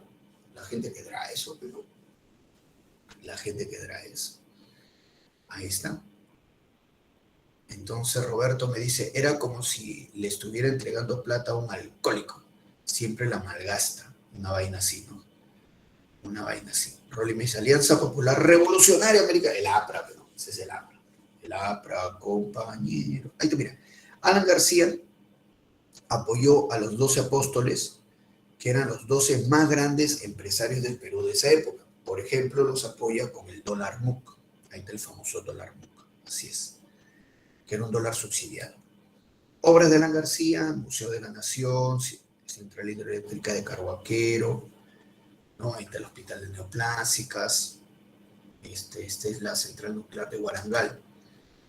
Ajá, Alan García funda la Policía Nacional del Perú, es cierto, y dentro de la policía el GI, Grupo Especial de Inteligencia, dirigido por Benedicto Jiménez, el sheriff. Se organizan las rondas campesinas, se funda el Ministerio de Defensa, es cierto. Todo esto ayudó poco a poco a combatir el terrorismo. Y su medida más importante de Alan García, su intento, porque al final no lo logró, de estatizar la banca, ¿no? Otro que quiere estatizar, nacionalizar. Pero en este caso la población lo rechaza. La población rechaza la estatización de la banca y ahí aparece liderando a la oposición Mario Vargas Llosa. Mario Vargas Llosa, bien, del Movimiento Libertad. Claro, y Vargas Llosa no solamente criticaba la estatización de la banca, Vargas Llosa criticaba todo este modelo económico estatista, proteccionista, intervencionista estatal, todo que habíamos estado teniendo. Vargas Llosa claramente señaló que ese modelo económico estatista no sirve, es una tontería y que debemos salir de eso e ir a una economía neoliberal. Claramente Vargas Llosa lo decía. Y le preguntaban, señor Vargas Llosa, ¿y cuál sería la primera medida para ir a ese neoliberalismo? ¿Cuál sería la primera medida? Vargas Llosa decía, fácil, detener la inflación. ¿Pero cómo? Fácil, con un shock. Y cuando Vargas Llosa hablaba del shock, la gente se asustaba, ¿ves? Porque ya de por sí la gente estaba empobrecida. Y con el shock, ¿cómo va a ser? Y la gente se asustaba. Pero Vargas Llosa siempre lo dijo, lo justificó y lo explicaba. ¿Ya en qué consiste el shock? Vamos a eliminar los subsidios, que por aquí por acá. Los precios van a aumentar, pero ahí no van a quedar. A partir del sinceramiento de los precios, comenzamos a construir una economía sana, decía Vargas. Lo justificaba, sí, él lo pedía, el shock, ¿no? Es el primero en hablar, pese a que no le convenía, ¿no? Porque imagínate, ¿no? La gente se asustaba con este shock, pero él lo decía. André decía, profe, era necesario, pues exactamente. Vamos a ver acá. Ahí está la hiperinflación, mira, ve. Ahí está, mira, ve. Uf. El INTI, que recientemente Belaúnde había establecido, mira cómo se ha devaluado. Y para el mismo Venezuela, ¿no? A veces me dicen eso, ¿no? Profe, el Perú está a modo Venezuela. Y yo le digo, no, Venezuela ahorita está en modo Perú de los 80. Venezuela es el que está en modo Perú de los 80. Nosotros ya hemos pasado esto. ¿Volveremos a pasarlo otra vez? En fin, ¿no? ¿No dicen que el pueblo que no conoce su historia repite sus errores? Sus horrores eran, ¿no? Sus horrores. Adrián me dice, profe, la gente no quiso eso y escogió el chino, siendo este que explique este. Es cierto lo que dice Adrián. La gente tenía miedo al shock, pero al final se hizo, ¿no? Era inevitable. Es inevitable. Andrea me dice, ¿qué hace ahí en la torre de un billete? Sí, ahí está ya. Por acá está. Ahí está ya, sí. Ya no, uy, mira, ya no había tanto billete, ¿no? Ya no había héroe que poner, ya no había héroes que poner. Mira, acá repiten a Ricardo Palma. Ya están todos los héroes ya. Falta que pongan a Kit Ass, pongan, no sé, ¿no? A los héroes de Marvel, pero no, a Deadpool, ¿no? Y ya, ¿qué es esto, Dios mío? Entonces, así es, pues. Y ahí está la segunda vuelta, donde Fujimori, con su tractor, honradez, tecnología y trabajo, y esos que te hablan de honradez son los peores, ¿no? Esos que te hablan de honradez, esos son esos son bravos, ¿no? Honradez, tecnología y trabajo, decía Fujimori, ¿no? Había otro que es peor, para mí peor, que había otro que decía, porque ya se había vivido la experiencia de Fujimori, ¿no? Honradez, tecnología y trabajo, ya, pata, no, muy honrado no era, no es, ¿no? Y había otro que era peor todavía, y que la gente le cree, ¿qué vamos a hacer? La gente le cree, había otro que decía, honestidad para hacer la diferencia, ese era peor todavía, honestidad para hacerle, y la gente votó por él, Dios mío. ¿Qué se va a hacer, mi estimado? ¿Qué se va a hacer?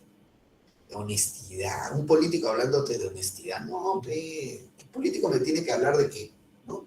Haga cosas eficientes, no me mientas, pe, honestidad, háblame de otra cosa, pe, háblame de efectividad, háblame, en fin, ¿no? Que vas a mejorar la economía, ¿Qué vas a decir? No me hables de honestidad.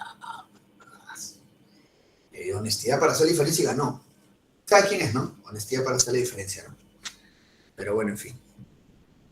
Ahí está Vargas Llosa. Él perdió porque Vargas Llosa formó el FREDEMO, Frente Democrático, y porque hablaba del show. Andrés me dice, profe, el del sombrero. No, acá no hay sombrero. Acá no hay sombrero. Además,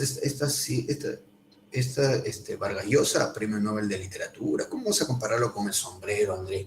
Falta de respeto, Vargas Llosa. Te pasas, Andrea. Y Fujimori, oye, Fujimori, ingeniero de la Universidad Agraria. No era, incluso tuvo una beca, me parece, estudió afuera. Sí, estudió afuera, Fujimori. O sea, no era un estudiante de medio pelo, Fujimori, no. Ambos eran personas preparadas. Por eso es que cualquiera de que los dos ganara iba a tener cierto criterio para gobernar. Y así fue, ¿no? Fujimori, pese a sus defectos, mejoró muchas cosas en el Perú, pese a sus defectos, ¿no? Y Vargas Llosa se le ha elegido, era una persona preparada. ¿Cómo vas a comparar con el sombrero, Andrés? ¿Qué pasa esa malcriado eres, Andrea? Andrea me dice, a Castillo lo becaron a Chota. No, ¿cómo la van a becar a Chota si él es de Chota? El profesor Castillo es de Chota, ¿no? Ahí tiene su gentita, la Chota Nostra, ¿no? Ahora así llama su grupo, la Chota Nostra. En vez de la Cosa Nostra italiana, la Chota Nostra, ¿no? La gente bien ocurrente. Tenemos preguntitas, vamos a resolverlo, a ver, vamos a resolverlo. Muy bien. Vamos a resolver acá, a ver, chicos, pongamos las claves. ¿Ya? Pongamos las claves ahí, a ver, muchachos. Rápidamente, a ver.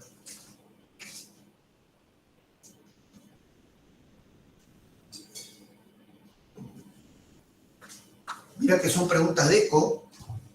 Son preguntas de eco. Hemos estado trabajando full preguntas de eco. ¿Eh? Qué bonito para una mejor preparación, como debe ser, ¿no? Preguntas de eco. A ver, entonces, ¿qué podemos indicar por ahí? A ver.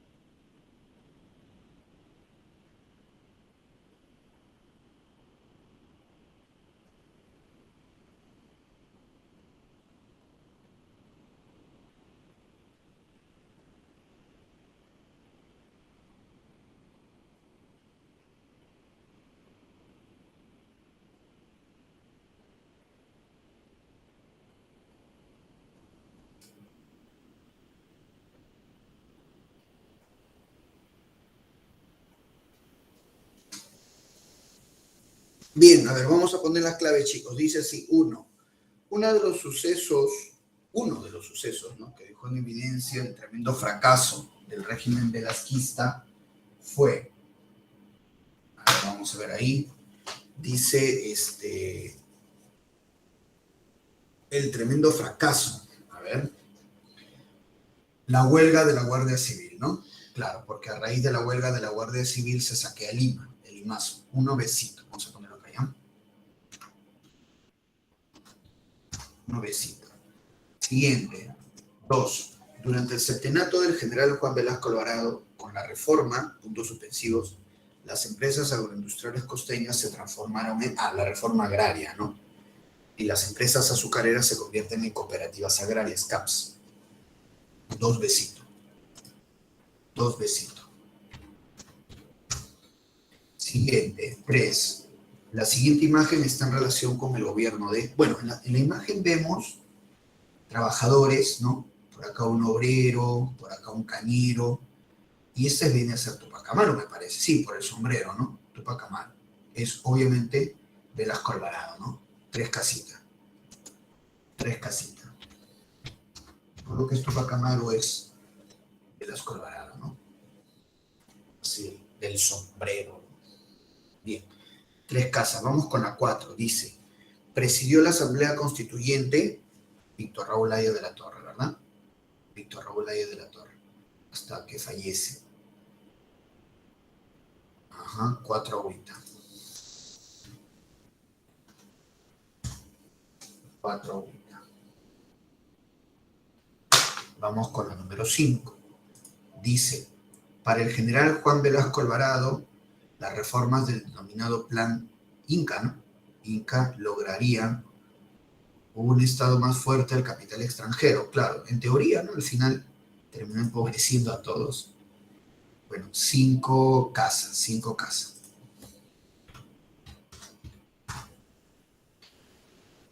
5 casas. Y 6, lo correcto con respecto a la segunda fase del gobierno revolucionario. A la segunda fase, o sea, el gobierno de Francisco Morales. A ver, ¿se aplicó el denominado Plan Inca? No. Morales aplica el Plan Tupac Amaru. ¿Se retiró militares cercanos al general Juan Velasco? Sí. ¿Se expropió medio de comunicación? No, Velasco ya lo había hecho. ¿Se convocó una asamblea constituyente? Sí. 3, 2 y 4. Dedo. 6 dedos. Ahí está entonces las claves, tanto de la primera columna como de la segunda columna. Ahí está la segunda columna 4A, 5, 6, 6D. Diego me dice, profe, el plan Tupac Amaru era para desintegrar lo que hizo Velasco, para detener, no desintegrar. Bueno hubiera sido, ¿ah? Bueno hubiera sido que eliminen la reforma de Velasco. No, la reforma de Velasco se mantuvieron, no se ampliaron, se detuvieron, pero no se eliminaron. O sea, por ejemplo, Francisco Morales ya no nacionalizó más empresas, pero las que estaban nacionalizadas seguían ahí, generando gastos para el Estado.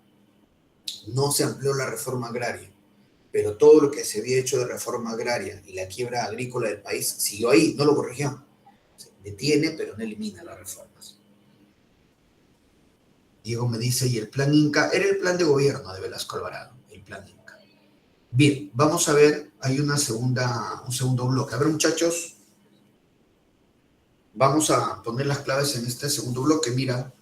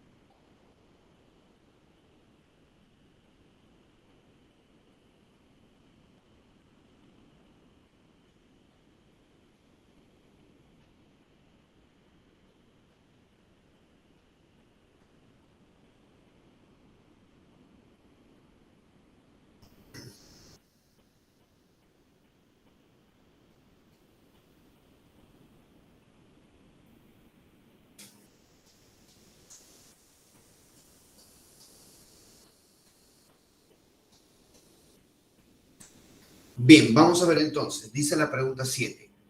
La ideología del movimiento revolucionario Tupac Amaru se inclinaba por, bueno, recuerda que el MRTA, Movimiento Revolucionario Tupac Amaru de Víctor Olay Campos, ellos eran seguidores de la Revolución Cubana, chicos. Es decir, la guerrilla guevarista, ¿no? Revolución Cubana, Che Guevara, 7 dedos. 7 dedos, ya vamos a ponerlo acá. 7 deditos. Siguiente, 8.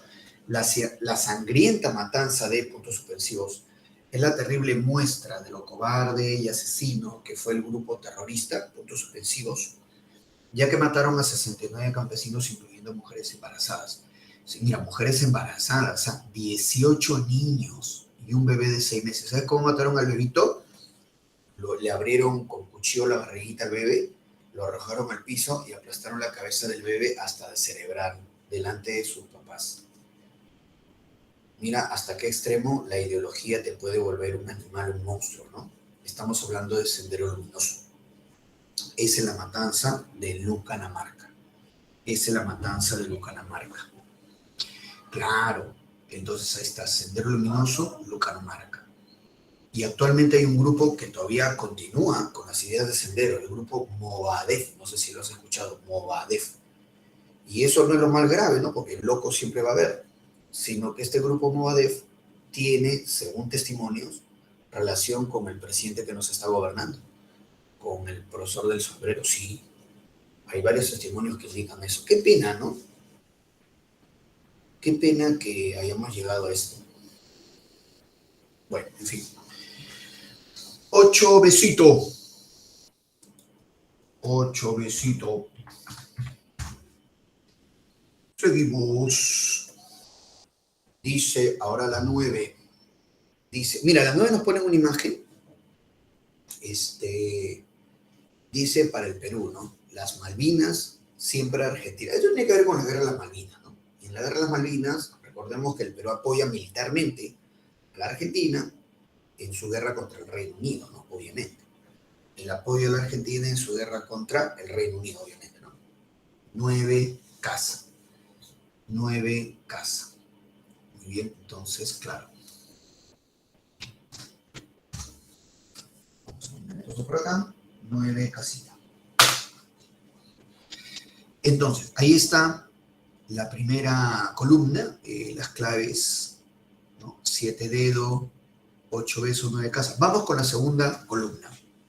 A ver, la segunda columna dice, 10. La devaluación monetaria y la hiperinflación durante el primer régimen de Alan García Pérez a partir de 1987 tuvieron como respuesta gubernamental.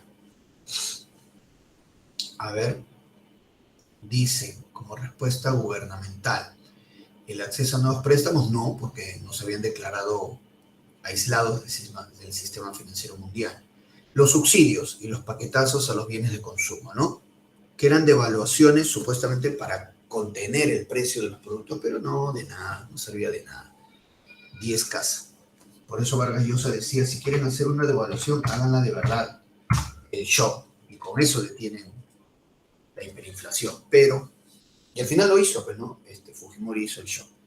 11. El gas de Camisea en el Cusco fue descubierto por la firma petrolera internacional Shell, la Shell holandesa, durante el gobierno de Alan García Pérez. Shell Petroleum Company, Alan García Pérez. 11 dedos.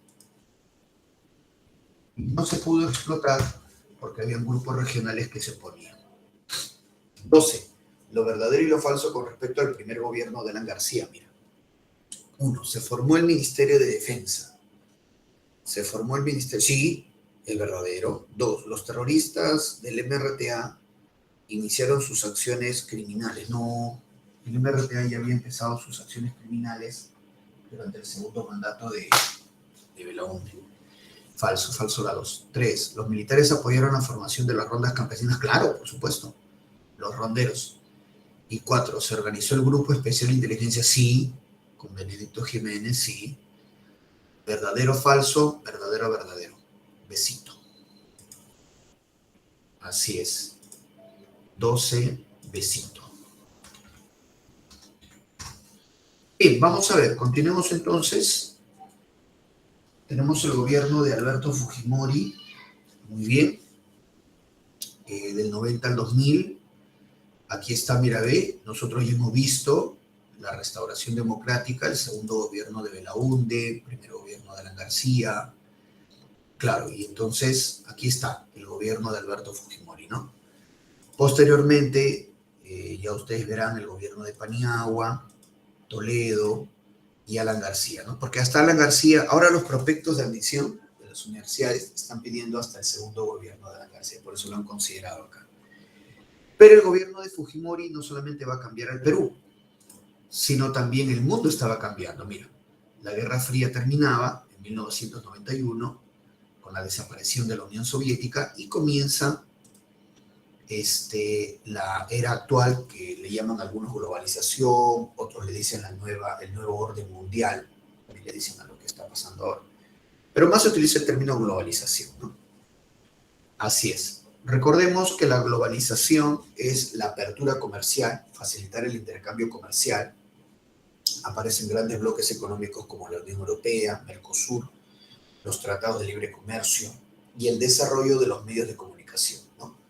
Llega durante los años 90 al Perú, llega la televisión por cable, llega Internet, llegan los celulares, ¿no? Y todas las redes sociales y el mundo virtual que ahora nos caracteriza. Eso es parte de la globalización. Muy bien. Acá está el ministro Hurtado Miller, que aplica el shock, que fue terrible, pero que la gente lo aceptó, porque la gente era consciente de que el shock podía crear las condiciones para una recuperación económica, ¿no? Así es. Volvemos al sistema financiero mundial con la carta de intención.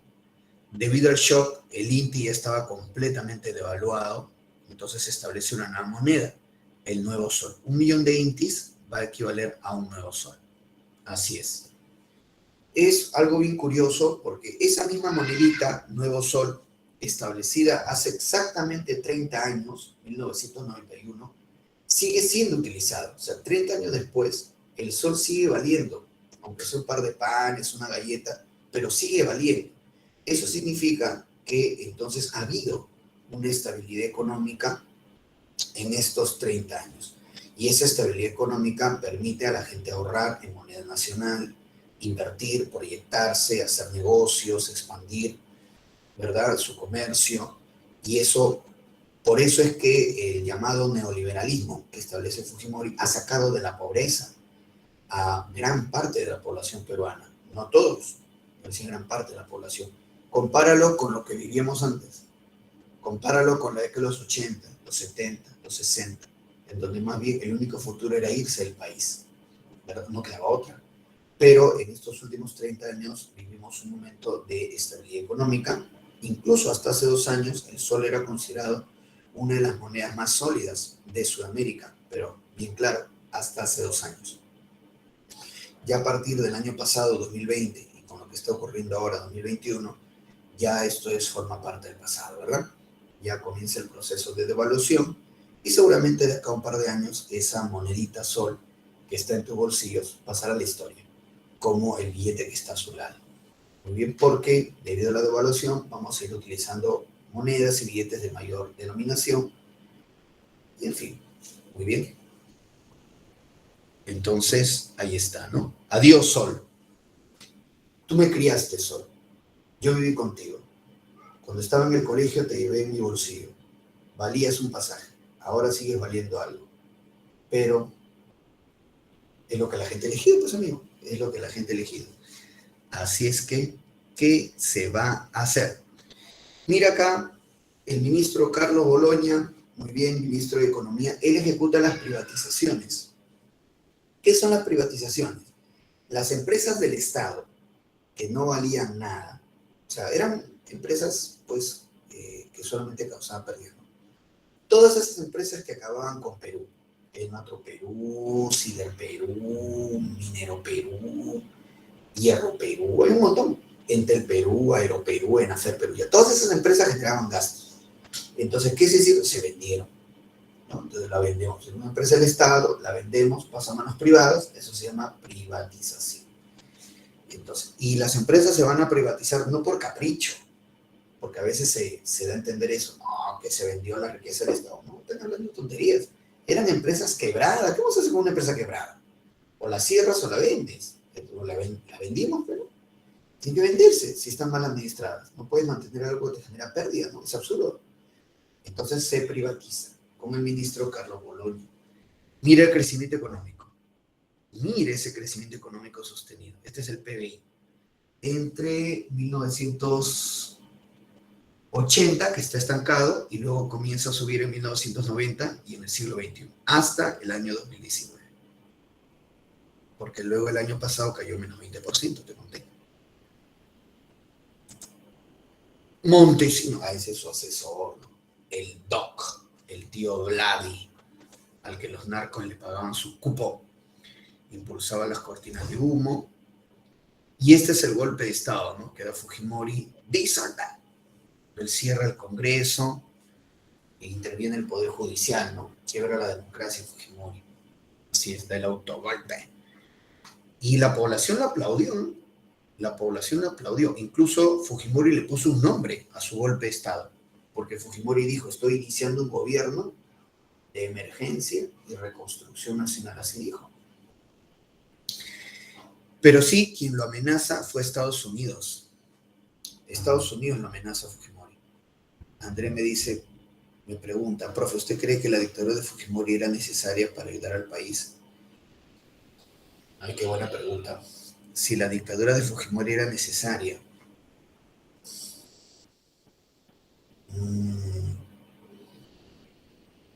Mira,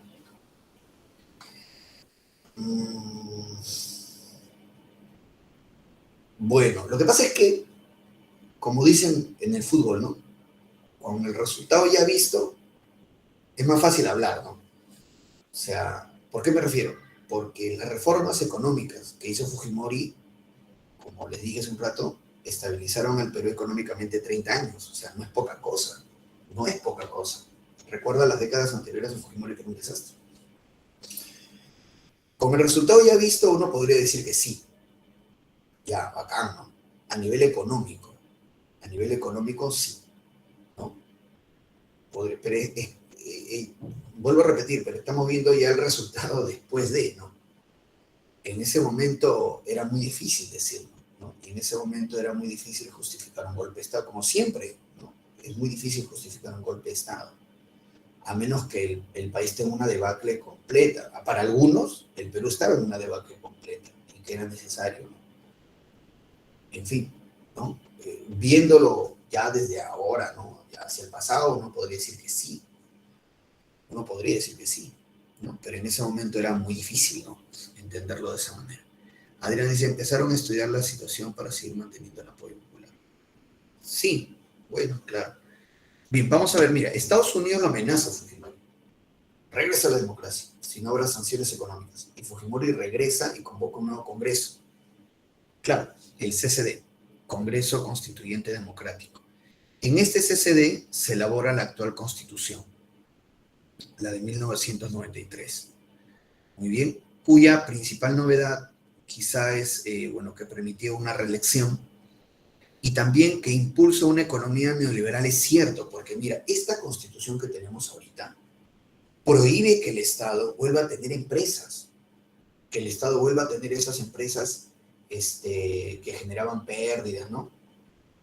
Y eso, que por ejemplo siguen habiendo empresas estatales como Petroperú, por ejemplo, pero que solamente generan pérdidas, dicho sea de paso, y escándalos de corrupción. Pero la Constitución prohíbe al Estado tener empresas, participar de la economía como antes hacía.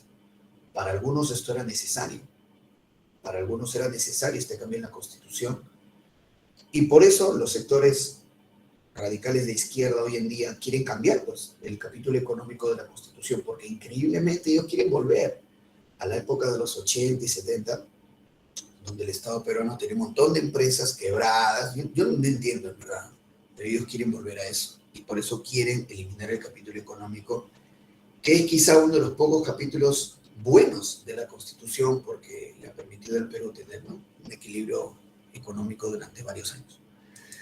Bueno, acá tenemos el terrorismo. Muy bien, claro que sí. Ahí está, Abimael Guzmán ordena que Sendero Luminoso ataque con mayor fuerza Lima a inicios de los 90. Eso se llamó equilibrio estratégico. El equilibrio estratégico, una mayor ofensiva de Sendero sobre Lima. Así es. Ahí está, mira, ve, la muerte de María Elena Moyano.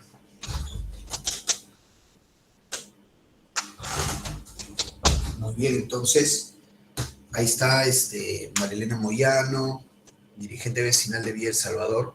A ella la mataron cruelmente, delante de sus hijos, y dinamitaron su cadáver. Solamente porque ella le decía su verdad a los senderistas.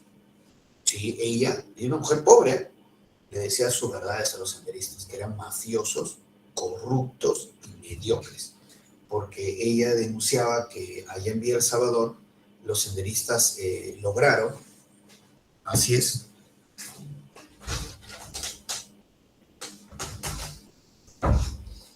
los senderistas lograron controlar algunos organizaciones vecinales. Entonces María Elena Moyano decía que los senderistas que se llenaban la boca del pueblo, cuando ellos tomaban cargos en estas organizaciones vecinales, eran mafiosos, solamente se ayudaban entre ellos y eran corruptos, se robaban la plata, o sea, todo lo que ellos criticaban y mataban gente, los senderistas, es lo que ellos hacían. Eran mafiosos, corruptos, asesinos, y eso les decía en su cara. Se los decía, y mediocres encima, porque, o sea, no tenían idea, solamente sabían matar a estos infelices, no sabían para nada gobernar. Y ella la amenazaron, incluso a María Elena Moyano se la llevaron a España para salvarle la vida. Y ella regresa para ver a sus hijos y ahí la matan. Y la matan a María Elena Moyano, la asesina, ¿no? Pobrecita. ¿Y qué medidas implementa Fujimori para enfrentar al terrorismo? Ahí está, mira, ve. La ley de arrepentimiento, los jueces sin rostro, los comités de autodefensa, de lo que antes eran las rondas campesinas, formalizarlas en comités de autodefensa. Todo esto ayudó, todo esto colaboró para derrotar al terrorismo. Y el GEIN, que ya lo había fundado Alan García, logra capturar a los líderes terroristas. Roberto me dice, por eso a veces da miedo meterse en la política. Lógico, claro que sí, es muy peligroso. Henry me dice, profe, ¿Fujimori derrotó el terrorismo o fue el GEIN? No, fue Fujimori. Fue el GEIN y Fujimori. Porque, por ejemplo, mira, la ley de arrepentimiento, uno de los terroristas arrepentidos es quien le confirma la información a los del GEIN de dónde estaba Abimael Guzmán. Y con los jueces sin rostro, los terroristas eran rápidamente juzgados. Porque el problema era que en el Poder Judicial los terroristas amenazaban y hasta mandaban jueces y fiscales.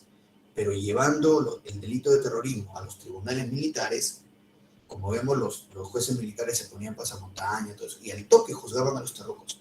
Como se elevaron las condenas por terrorismo a 35 años, cadena perpetua, ya los terrucos quedaban ahí, ya no salían. Todo eso colaboró, todo eso, porque había la voluntad política. Cuando hay la voluntad política de solucionar un problema, se crean las condiciones para poder solucionarlo. Si no, aisladamente, es muy difícil. El GEIN ya existía durante el gobierno de Alan García, pero no recibía el apoyo. Con Fujimori ya se le apoya un poquito más que con Alan García, suficiente para que el GEIN pueda lograr la captura de Abimael Guzmán, por ejemplo. Y los comités de autodefensa fueron principalmente los protagonistas en la lucha contra los terrucos en provincia. Por eso los comités de autodefensa hasta ahora son mencionados, por supuesto. Entonces, todas esas condiciones las creó Fujimori. Entonces, negarle esto a Fujimori me parece también caer un poquito, ¿no? Y no saber considerar, ¿no? Me parece. Dice, ¿en qué gobierno fue que se flexibilizó las condenas a los terroristas? Fue a partir de Paniagua, Toledo, y ya se flexibiliza. Ahí va un poquito ya.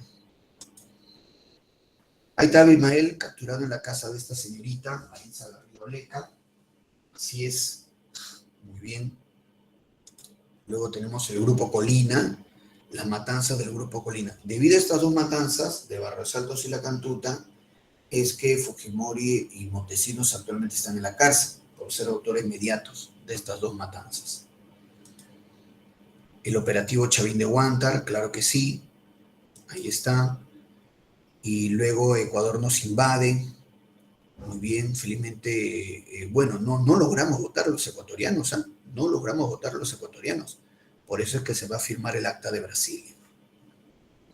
Adrián me dice, profe, hay muchas especulaciones en que dicen que Fujimori retrasó la captura de Guzmán. De no haber sido así, hubieran evitado la muerte de María Elena Moyano y el coche Bombentara. No, nada que ver. Quien ordena la muerte de María Elena Moyano y el coche Bombentara es Abimel Guzmán. Y no es lo único, ¿eh? O sea, hay un montón de gente asesinada. Cuando habían elecciones municipales, los senderistas mataban a los alcaldes, a los candidatos a alcaldes. No, yo te diría más bien que esa versión que mencionas, Adrián, que es una versión muy antojadiza, porque no hay pruebas al respecto de que se haya retrasado la captura de Abimael. Y si Sendero hizo sus matanzas, fue porque Abimael los ordenó. Como vimos la matanza en Lucanamarca, donde mataron niños, mataron un bebito de 6 meses, y más bien las medidas que se dio durante el gobierno de Fujimori ayudaron a derrotar al terrorismo, ¿no? Entonces, esa es la cuestión, ¿no? Esa es la cuestión. Lo que pasa es que como el Fujimorismo todavía existe como propuesta política, entonces los rivales políticos, ¿no?, del Fujimorismo tratan siempre de una u otra manera de hacerlo quedar mal, porque hasta ahora todavía está vivo el Fujimorismo. Si el Fujimorismo ahorita ya no existiera, sería más fácil, seguramente ya más cabeza fría al momento de analizar el gobierno de Fujimori. Pero como todavía está vivo, entonces todavía hay muchos por ahí que quieren, como se dice criollamente, bajarle la llanta, ¿no? ¿Por qué? Porque todavía es una propuesta política válida, hasta ahora por lo menos, ¿no? El Fujimorismo. También hay que tomar en cuenta ese detalle. Hay que tomar en cuenta ese detalle. Claro. Profe, ¿cree que verdad Abimael haya muerto? Sí, ha muerto, que yo sepa. Porque la gente no los quiere matar. No, Abimael no ha muerto. Alan García no ha muerto. Elvis Presley no ha muerto. Dicen. No, sí está muerto. Ya fueron. Ya. Henry dice, profe, ¿hay documentales, profesor, de oficiales que aparecieron en su...? Claro, por supuesto. Sí, hay películas también. Hay películas sobre Abimael Guzmán, sobre la captura. Algo así fue con el asesinato de Barrios Altos. No, el asesinato de Barrios Altos sí lo hizo el Grupo Colina, ¿sí? Y por eso está en la cárcel este Fujimori. Seguir en la congeladora. Y comentan que Fujimori no ayudaba al GEI. No, sí ayudaba. Pero ¿sabes quién más ayudaba al GEI? ¿Sabes quién más ayudaba? ¿Quién le daba la plata al GEI? Era la CIA norteamericana. Y eso lo cuenta Benedicto Jiménez en sus libros. La CIA norteamericana le daba $100,000. O sea, el mayor billete que recibía el GEI no fue ni de Alan García ni de Fujimori, que sí, o sea, el GEI dentro de la Policía Nacional tenía los recursos. Quien más dinero le daba, porque en ese momento era todavía crisis, era Estados Unidos, la CIA norteamericana. ¿Y por qué no se valora el apoyo de la CIA norteamericana en ese caso? Es qué raro, ¿no? Siempre se critica a Fujimori, y está bien que lo critique, pero ¿y por qué no valoran el apoyo de la CIA? Entonces ahí ya yo me doy cuenta, no, ahí hay un criterio político ahí, que está ahí, ¿no? Entonces siempre, vuelvo a repetirte, como el Fujimorismo todavía está vivo políticamente, entonces hay muchas interpretaciones como para restarle méritos al Fujimorismo. Y eso más me parece es un poco una tendencia política, lo cual será válida, no hay ningún problema, pero si tú lo ves con cabeza fría no es así. O sea, era otro momento histórico y fueron otros, digamos, otro momento, ¿no? Así es. ¿Cuál es el motivo de la CIA? Que el Perú no entre en el caos, que el Perú no se haga más desorden de lo que era. Sí, imagínate si Sendero tomaba el poder en el Perú, iba a tener un país comunista en América. No, mal ejemplo también. Entonces, no. Por eso la CIA norteamericana, $100,000. ¿Eh?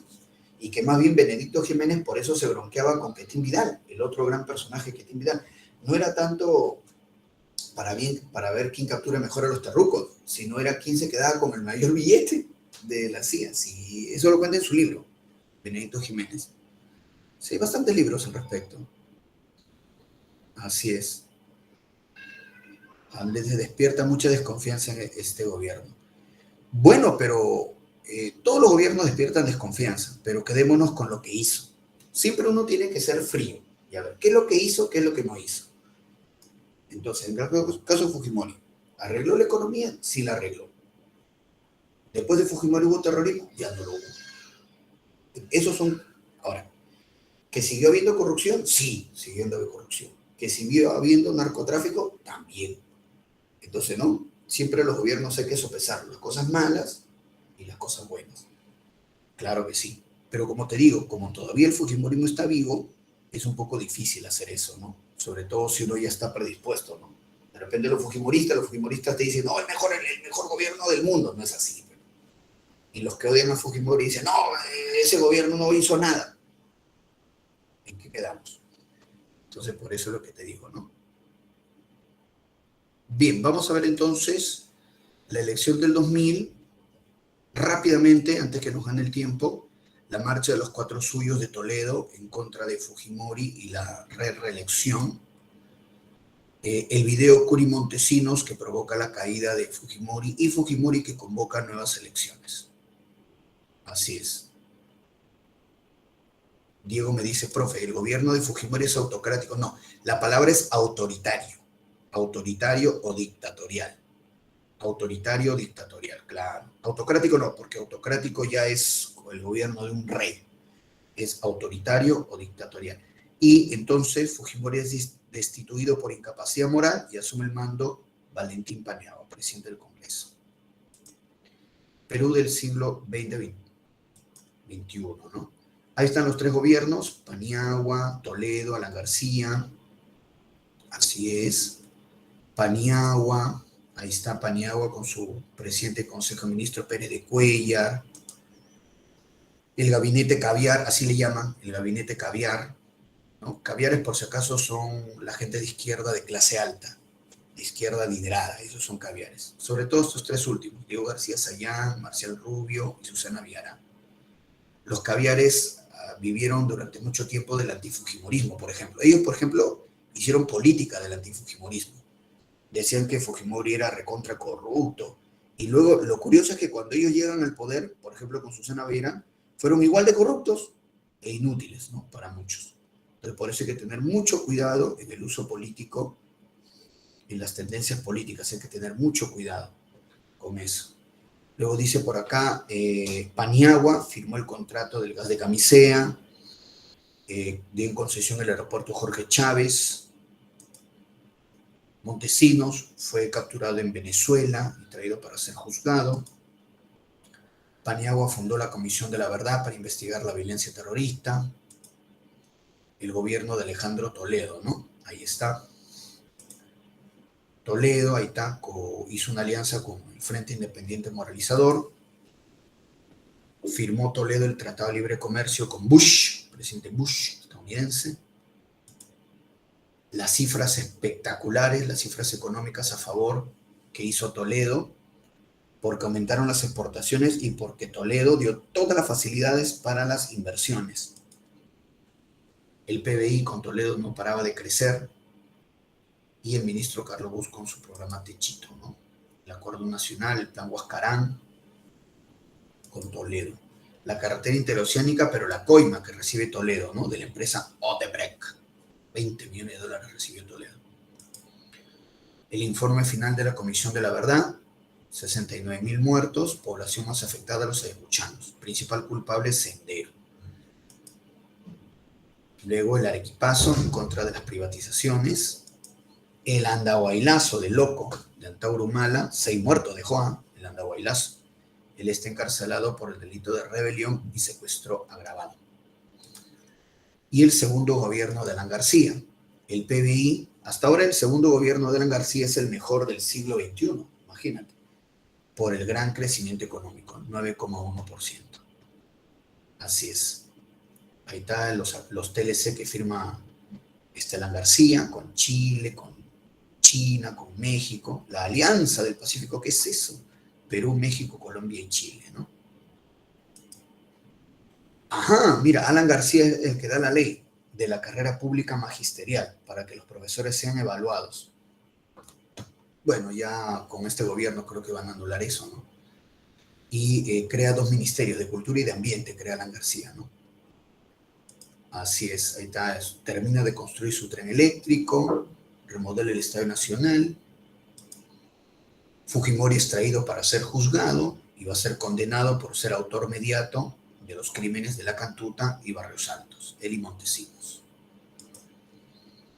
Terremoto en Ica y escándalos políticos. Los petroaudios provocan la renuncia de Jorge del Castillo y el baguazo provoca la renuncia de Yehude Simons. Y llevamos el caso de los límites marítimos con Chile al Tribunal de La Haya. Y el 2011, Ollantaytamala derrota a Keiko Fujimori.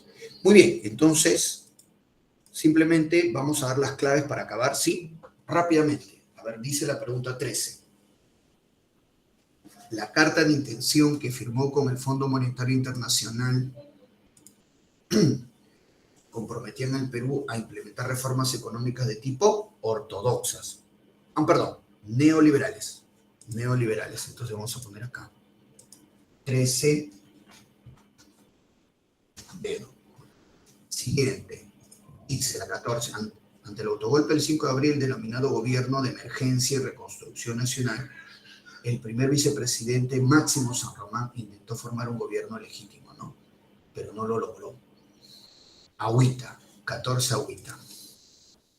14 agüita. 15.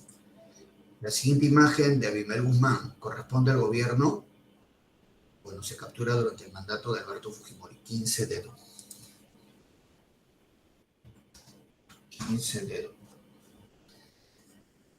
16. Dice, la casa del embajador de Japón, Morihisa Oki, fue tomado por el comando Edgar Sánchez del MRTA, liderado por Néstor Serpa Cartolini. 16 casas. 16 casas. 17. Dice, durante el conflicto del Alto Cenepa se formó la MOMEP, así se llamaba, Misión Militar Ecuador-Perú, Misión Observadora Militar Ecuador-Perú, para garantizar el cese al fuego de la tregua denominada Paz de Camaratí. 17 agüita. 17 agüita. 18. Lo correcto con respecto a Alberto Fujimori. Se dio en concesión el puerto de Hilo. No, nada que ver.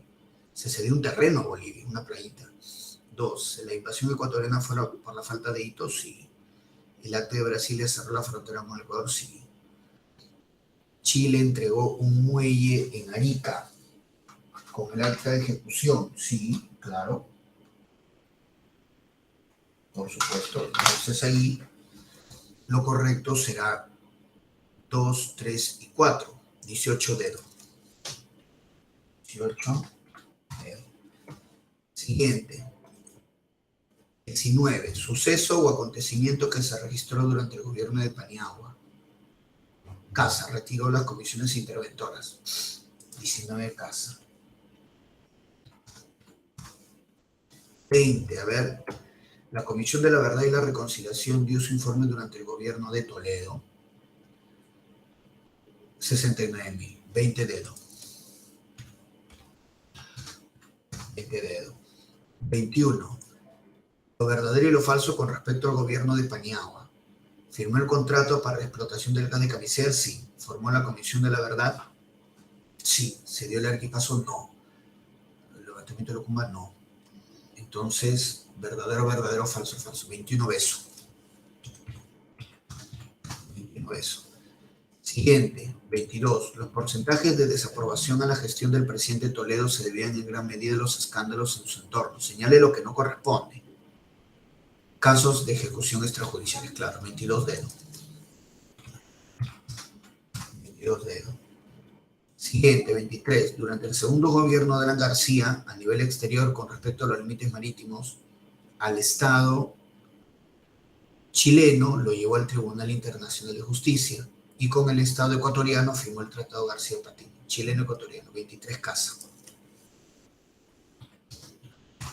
24 dice, lo correcto con respecto al segundo gobierno de Alan García. A ver, ¿se inicia la segunda regionalización? No. ¿Llegaron objetos de Machu Picchu? Sí. ¿Promulgó la ley de carrera pública magisterial con los exámenes para los profesores? Sí. ¿Inauguró el tren eléctrico de Lima? Sí, también. 2, 3 y 4. Besito. 24 besitos. Bien, muchachos, entonces vamos a llegar hasta acá. No hay tiempo para más. Revisen el Classroom.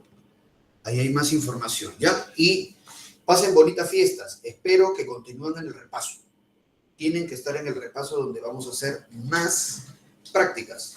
Full práctica, así con preguntas de eco, como estás viendo, que sean útiles para tu preparación, ¿ya? Así es que yo espero verte en el repaso y pasa bonitas fiestas. Eso sí. Nos vemos, chicos. Cuídense. No, profesor, cuídese. Igualmente, Johan. Cuídate. Saludos.